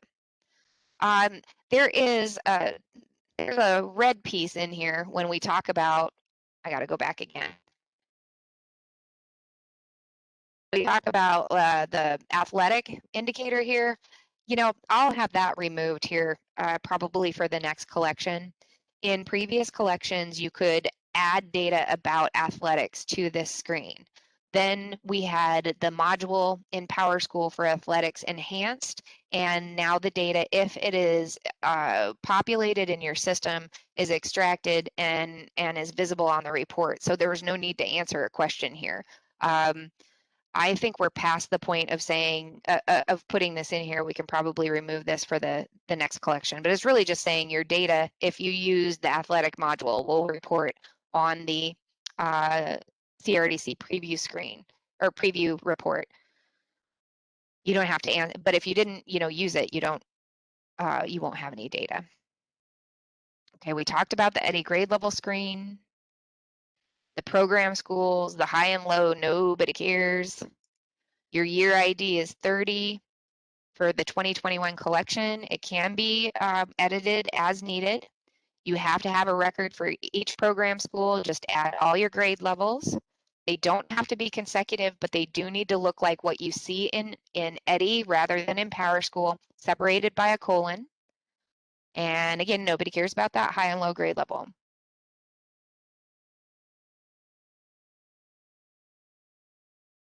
I see a question. Excuse me. About high and low grade level, or I'm sorry, the directional indicator. You only need to answer the first two questions for the program schools. So you wouldn't need to answer that. Okay, if you didn't use the athletic module, can you go back and add it now? And would it be pulled into the federal site? I really don't know. I don't know if you can populate athletics from a previous year. I do not have an answer to that. The data for the athletic piece are account, so it probably wouldn't be the worst in the world to update on the federal site. I don't know about that. I don't know if you can update previous year. If anybody else has any experience with that, feel free to answer that. If you want to send that to me, kind of as a placeholder, I can take a look. The athletic piece is for grades 9 through 12. Yep, that's it. That's another thing about the report and looking at the federal forms. The federal forms will identify the grade levels that it applies to, and in the PowerSchool report, you can see this as well. Somebody is asking to annotate my stuff. I'm going to decline this simply because I'm not quite sure the impact on the recording. So let's move forward because we only have a few more minutes, and I want to talk about how you can use the PowerSchool preview report with the CRDC forms. So how you can walk through that. But first, we have an update this weekend. Everybody, I think, is aware, possibly because I sent a memo, and then I think Home Base is sending a memo too, that we're doing a maintenance weekend this weekend. There were two known issues. Those are the only known issues. in the PowerSchool preview report for the CRDC, and they were specific to students who were cross-enrolled, where it wasn't picking up algebra counts at the homeschool and was not seeing AP and IB aggregate counts. So those will be resolved this weekend. Those are the only known issues in this PowerSchool report. Coordinators can approve the PowerSchool report after the 15th. That's my recommendation. That gives a week after we do these updates that that somebody can tell me there's something just super wrong with the report. Oh, ha ha ha. Hey, no problem. I barely know how to work WebEx there, so but next time we can try that. We can try annotating on, from both sides. We'll see. I don't know. PowerSchool says that the CRDC start and end dates in 2022. Well, this would be fixed. That should have been fixed, so I will send that out. Anne had mentioned that on Tuesday, so thank you for letting me know. Are they in the January, February timeframe type deal? Is it back to that? It should be October 25th through December 3rd. Thank you. I'll make note. I'll send them an email after we're done with this presentation. Okay, so let's move forward. So the big thing about the CRDC report when you generate it is that the errors and the warnings that you see on other reports, it's lying to you. It is absolutely lying to you. There are no flags for errors and warnings in this report. So do not count on that to say your data is perfect. Submission level views are the data that is formatted or is going to be the data that are provided to the federal government. The submission level report at the LEA level, that generation is critical for us to extract your data. The school level reports are going to show the school respectively and in that submission view. So they exist at both of those levels, but it's really the LEA level that is important. There are 4 views in the submission view: LEA detail, LEA aggregate, school detail, school aggregate. I bet you can guess that the 2 that are LEA would go to the LEA form, and the 2 that are school, you would search the school form for questions. I hope that you're seeing that pattern at this point. The school level submission or the school level reports allow the ability to investigate the anything that you see as an anomaly further, because first you can delegate this out to staff if you have those resources for them to take a look at their school specifically, and then you can drill in and you can see where Tara Dominguez is being identified on the report. So the submission views, consider those the federal views. Those are the data that we are going to capture for the transfer of data. The LEA level is the most important. I'm going to move forward. I'm going to change the view here, or I mean, we're going to move to the PowerSchool portion here in just a second. The CRDC views, they contain that detail and the aggregate. So the detail are questions that are string related. So that would be like who your coordinator is, their name, their phone number, email address. It includes counts and yes, no indicators. The aggregation report is a breakdown of student counts based on race, ethnicity, sex, gender, and subgroups. So they don't format well, and so we have detail in one view and aggregate in another. I know we've talked about this before, but you can map from the report, the submission level reports, back to the information that's in the survey. And that is how you're going to understand what the rules are and what the real question is, because the report view itself is not going to answer everything for you. So we're going to move on back. All right. 2 shakes here, 2 shakes. So let's pretend that at the LEA office level, I have generated my report. One of the questions I get does it matter if my school didn't generate the report? It doesn't. The LEA matters. The school level is for purposes for you. It's a nice to have. You can delegate the review to a specific person, and you can drill in to see where Tara is falling into counts in the report. So from the LEA office screen, we go to state level reports. From state level reports, at least at the LEA office level, we should see our CRDC PowerSchool report pop up immediately. Okay, so we run this puppy. The first time that we run it, we'll get an approve. The approve disappears after 24 hours. No big deal. You can just rerun it again at the appropriate time and hit that approve button later. When you have when the report has completed generation, click review. And we have submission reports. That's the data that's going to the feds, and we have validation reports. At the LEA level, I'm going to go to the validation reports real quick. At the LEA level, you have two. You have school setup validation and you have school last run date.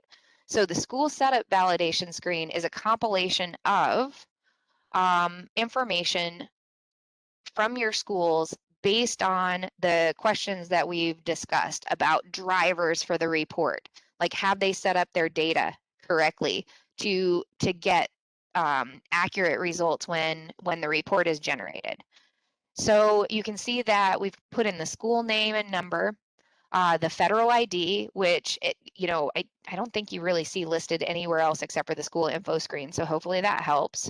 Whether or not the school has been excluded or included from the federal report. Is it a non-LEA facility? The years and terms should be looking at 21-22. Operational status, whether or not it's closed. So like this guy, it's closed, shouldn't be on the report. I would say that this is probably incorrect, this no. I would probably say yes, exclude from the report, or you're going to get an odd count. When you go to the point of how many schools do you have, this school is going to be counted, and that's going to be inaccurate. You're going to have an inaccurate school count. The fiscal year, so this is 2020. I believe I think this is indicating that it's open in 21-22. I think this correlates with this. This was just kind of a nice to have coming from the school information screen. The year ID that was input in the EDI grade level screen. So if you don't see a year ID, let's give you an example here. And this school should have been open. They're not going to get accurate data. The grade levels that have been listed, and then that silly high and low that nobody cares about. So this gives you a global view, especially if you're a very large school, about how the schools have been set up and what you can expect to see on the report. This will help you when things go kind of wonky. So again, this way you don't have to click through every single school. District administrators depend on school personnel checking their reports for mistakes. Oh, I love that you sent that to everybody. I'm going to let everyone else read that. Because I feel like what Cynthia is saying here is important. What I love about those school level pieces is that your kids, or I'm sorry, your staff know your kids. And so I think it's probably more beneficial for for a staff level person to review the report. I don't see a CRDC report to run under state reporting dashboard. Can you contact me directly? If you, you know what I'm kind of thinking is, I'm just taking a guess, but maybe you're a charter and you're looking at the school level and you're not looking at the office level. That's a thing too, is that you can hide the school level report as needed. So let's say, you really don't need a school level report. You don't need to generate it for any of the program schools. You can just get that out of the way and hide it. Maybe you have a new school and you don't want them worrying about it. You can, or you come to the point of they were a new school in 2021. They may not see the report, so that could be your situation. So then you can go back to the office level. I'm going to go back to the report. And from the LEA office level under the CRDC, if we click this drop down, first you can see who ran it last. So you can see that was me. And then you've got a link to show and hide for the schools. So that's kind of at your discretion. Now I've already downloaded these because here's the big thing, and I know that I'm running way over, but here's the thing that I really want to share with you. You have your submission level reports. LEA detail and LEA aggregations are going to be visible for your school levels. It will just narrow into their data. What I would do when I review these, this is how I would handle it. I think that a lot of the veterans out there have got pointers too about how to deal with looking through this data. I would export this stuff because I'm better in Excel than I am in the PowerSchool screen. And this thing is huge. So I would export this. I would either have a paper copy of my documentation, or I would have an electronic copy. And give me just a second here because I've already downloaded just to give us, so we didn't have to worry, about time, haha. Let me just give me a second because everything wants to take over the world. And I'm going to open up an aggregation report, and it's going to open somewhere on my screen.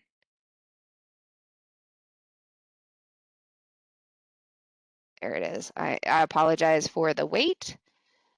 So I feel comfortable showing you guys this because it doesn't have any student IDs. What I would do is I would put a filter at the top,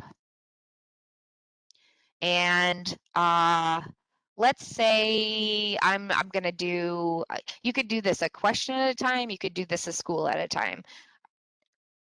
We can just pretend that we were at a school level. So let's just go to East Bladen High, for example, in my school. All right. So this big massive report is now just based on one single high school. This may or may not be how you do it. But what you can do is you can take this and, all right, so I only want to see a certain section at a time. And we are at the student aggregation level. I'm sorry, school aggregation level. And so I've got my school document open. And the first thing that I see, I'm just going to not worry about those directional indicators because they are on the detail. They're a yes, no question. On my school level characteristics, I'm going to open my document back up or my file, and I'm going to filter by SCHR. Well, maybe.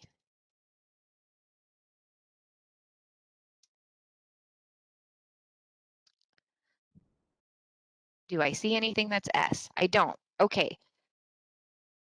It may have benefited me to take a look at the section itself, right? These are all yes, no questions. They're not going to exist on this report. All right. Preschool is a good one.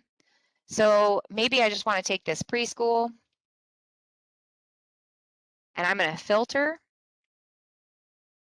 And here's my preschool question.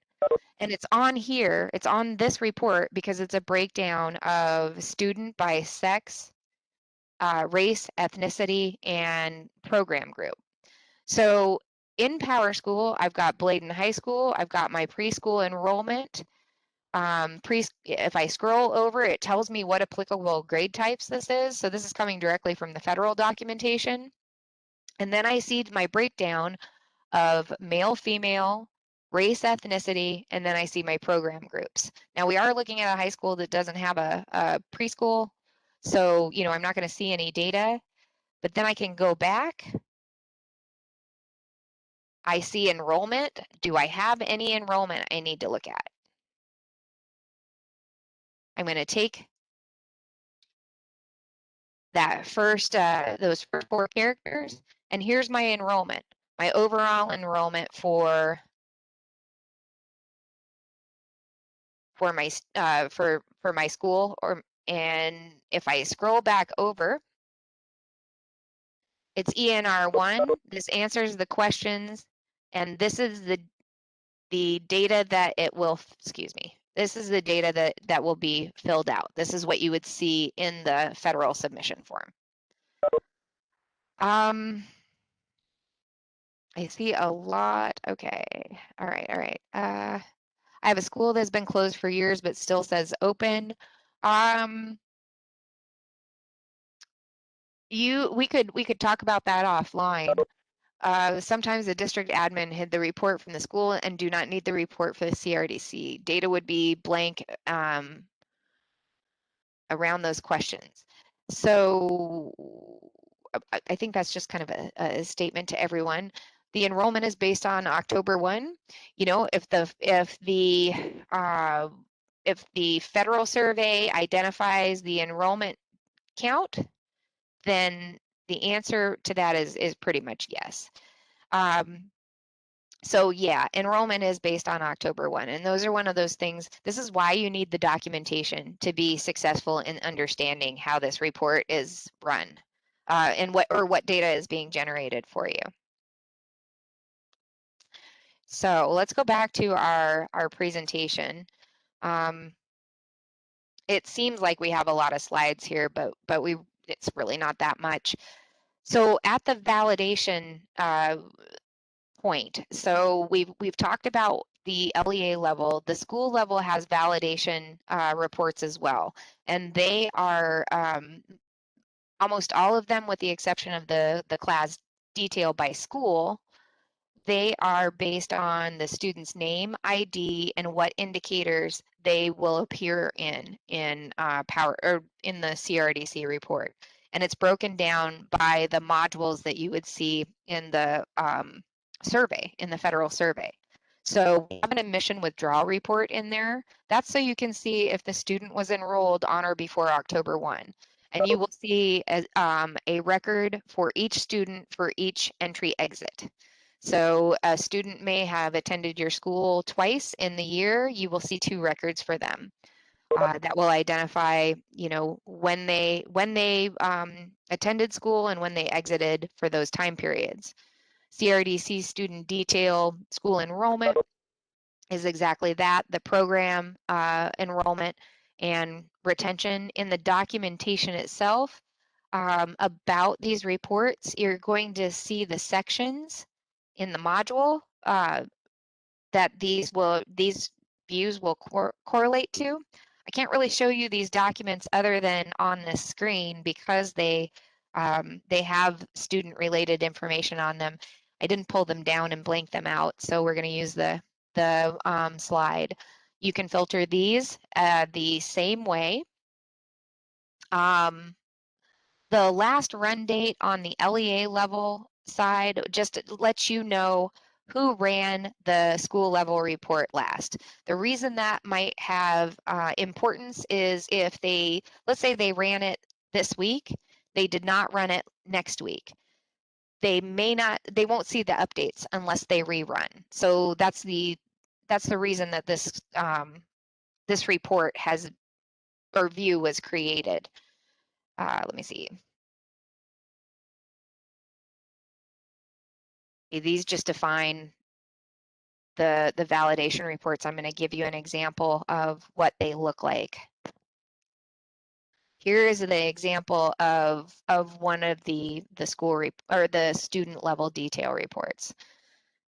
It's broken down by school, student ID. It gives you the subgroup information, the gender information, and then it identifies what programs, or based on the report that you're looking at, what they will be applied to in the CRDC collection.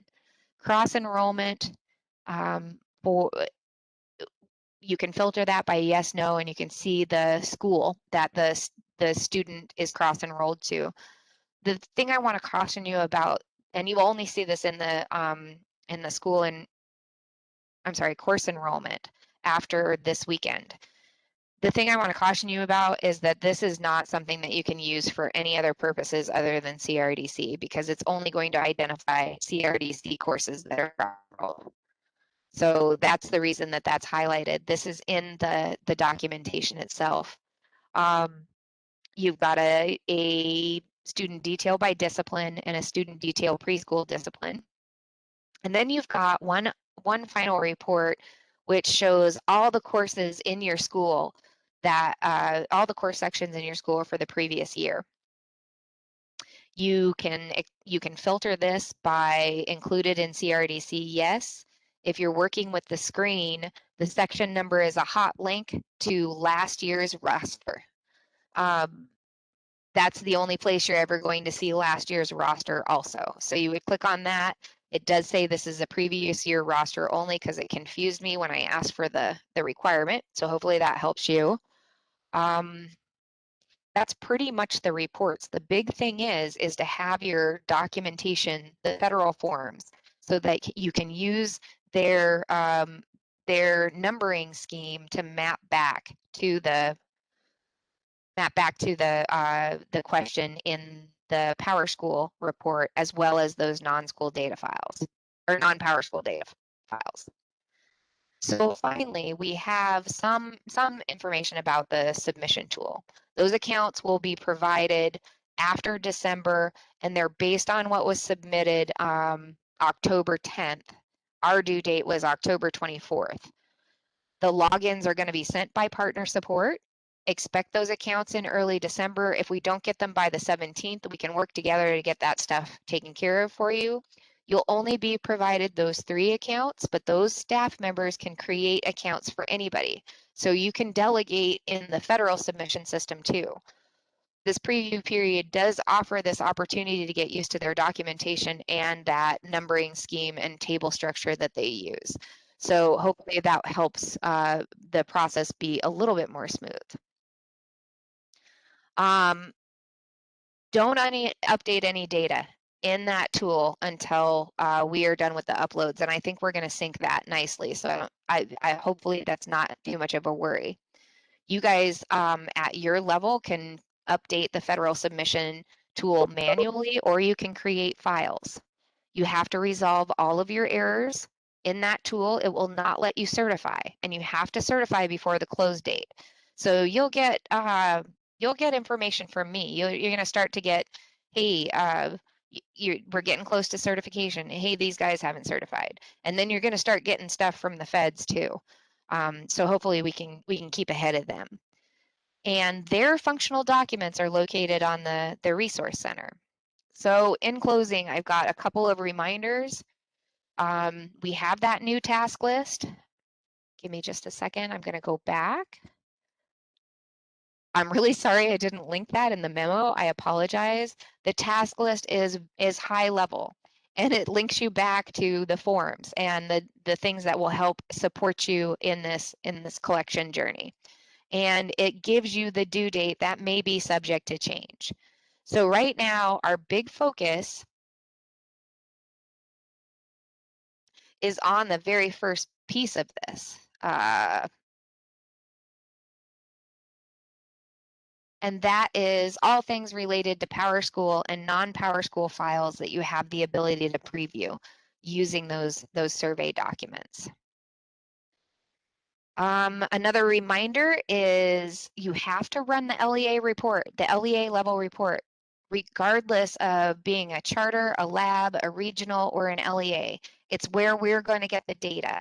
We at the DPI level. If you do not run that, we can't extract data for you. It could be a pretty ugly thing, or at least just more difficult.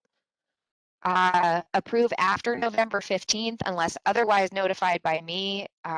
If you do approve it before that, it's no big deal. We can unapprove it. We'll cross the bridge when we get there, but I just wouldn't even worry about it until after the 15th. I will send notifications. Download those and review. Thank you so much to everybody who has looked at those and have identified the incomplete nature of some of those files. So appreciated. I'm glad that you guys are looking. I don't mind being you know, going back and saying, hey, I don't think we did this right. Don't mind it at all. So you can book a 30-minute appointment with me.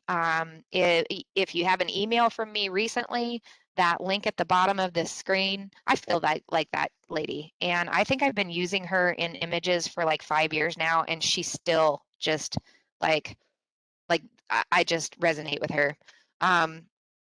But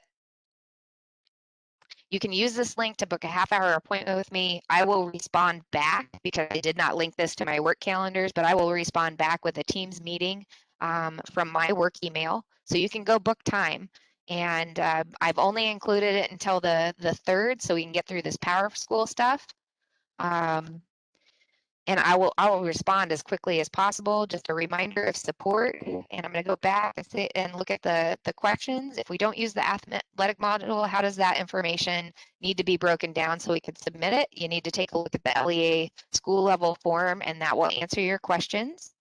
What do I need to do if my school do not have a preview report listed in state reports? I did not hide them.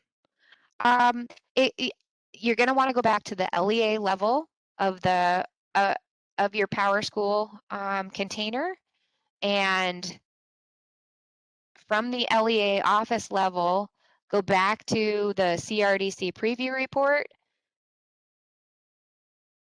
Click the arrow on the left-hand side, and then take a look at Show Hide Schools. If you're having an issue with that, just let me know.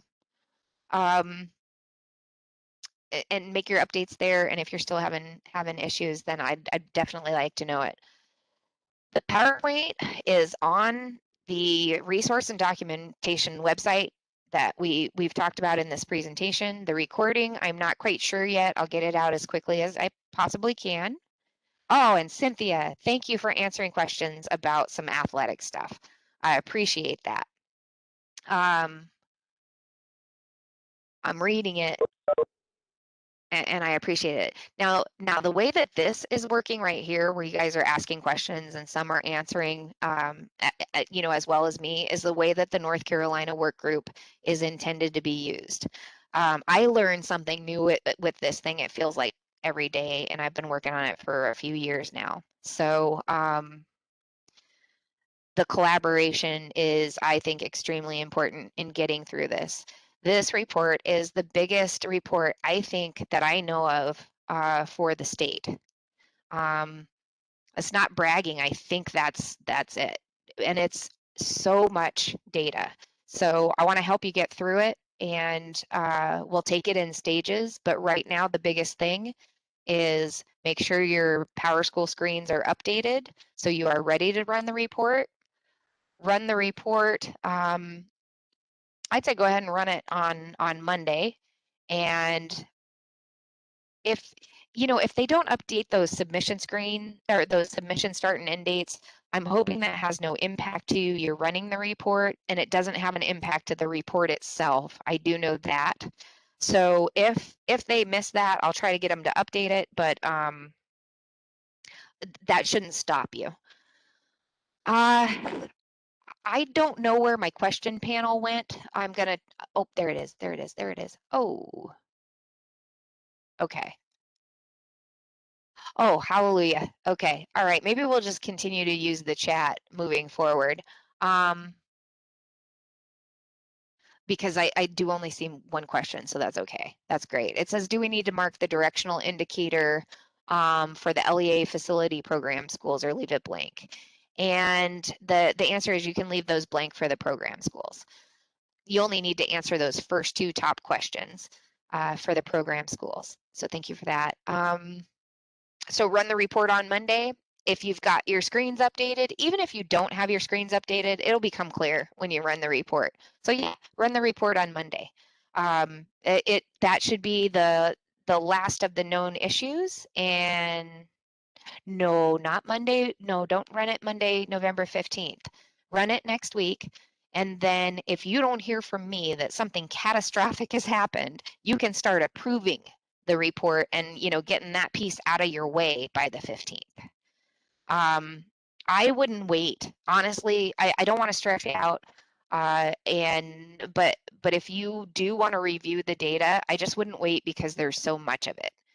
But if everything's looking great, then by the 15th, you should be able to start approving. I'm just trying to give that buffer in case. I don't want you to have to run and rerun and run and rerun and run and rerun. So I'm trying to just reserve that time for anybody to tell me, holy moly, something's really, really wrong. So that's my advice: is I wouldn't approve until the 15th. Anybody who has approved and thinks that they are complete right now needs to unapprove, and yes, run the report on Monday. And I'll go ahead and send a short message on Monday. I'm so sorry that my memos are so long. I don't know how to cut them down. But I'll send a reminder on Monday that you should be good to go, and that all data should exist in PowerSchool preview report for you to review. I went 14 minutes over the last time. I was 14 minutes under. So if you have any feedback for me, which I very much appreciate, I want to make sure that you're getting the support that you need, then let me know.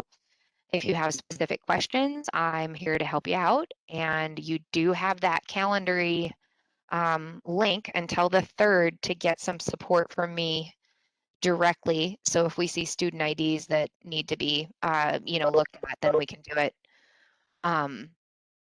without breaking any, FERPA or HIPAA guidelines. Thank you again. I appreciate your time, and have a great weekend. Thank you so much. Now I have to figure out how to turn this thing off so we don't have an hour of dead space and I can put this recording out for you. So have a great weekend, guys. Thank you.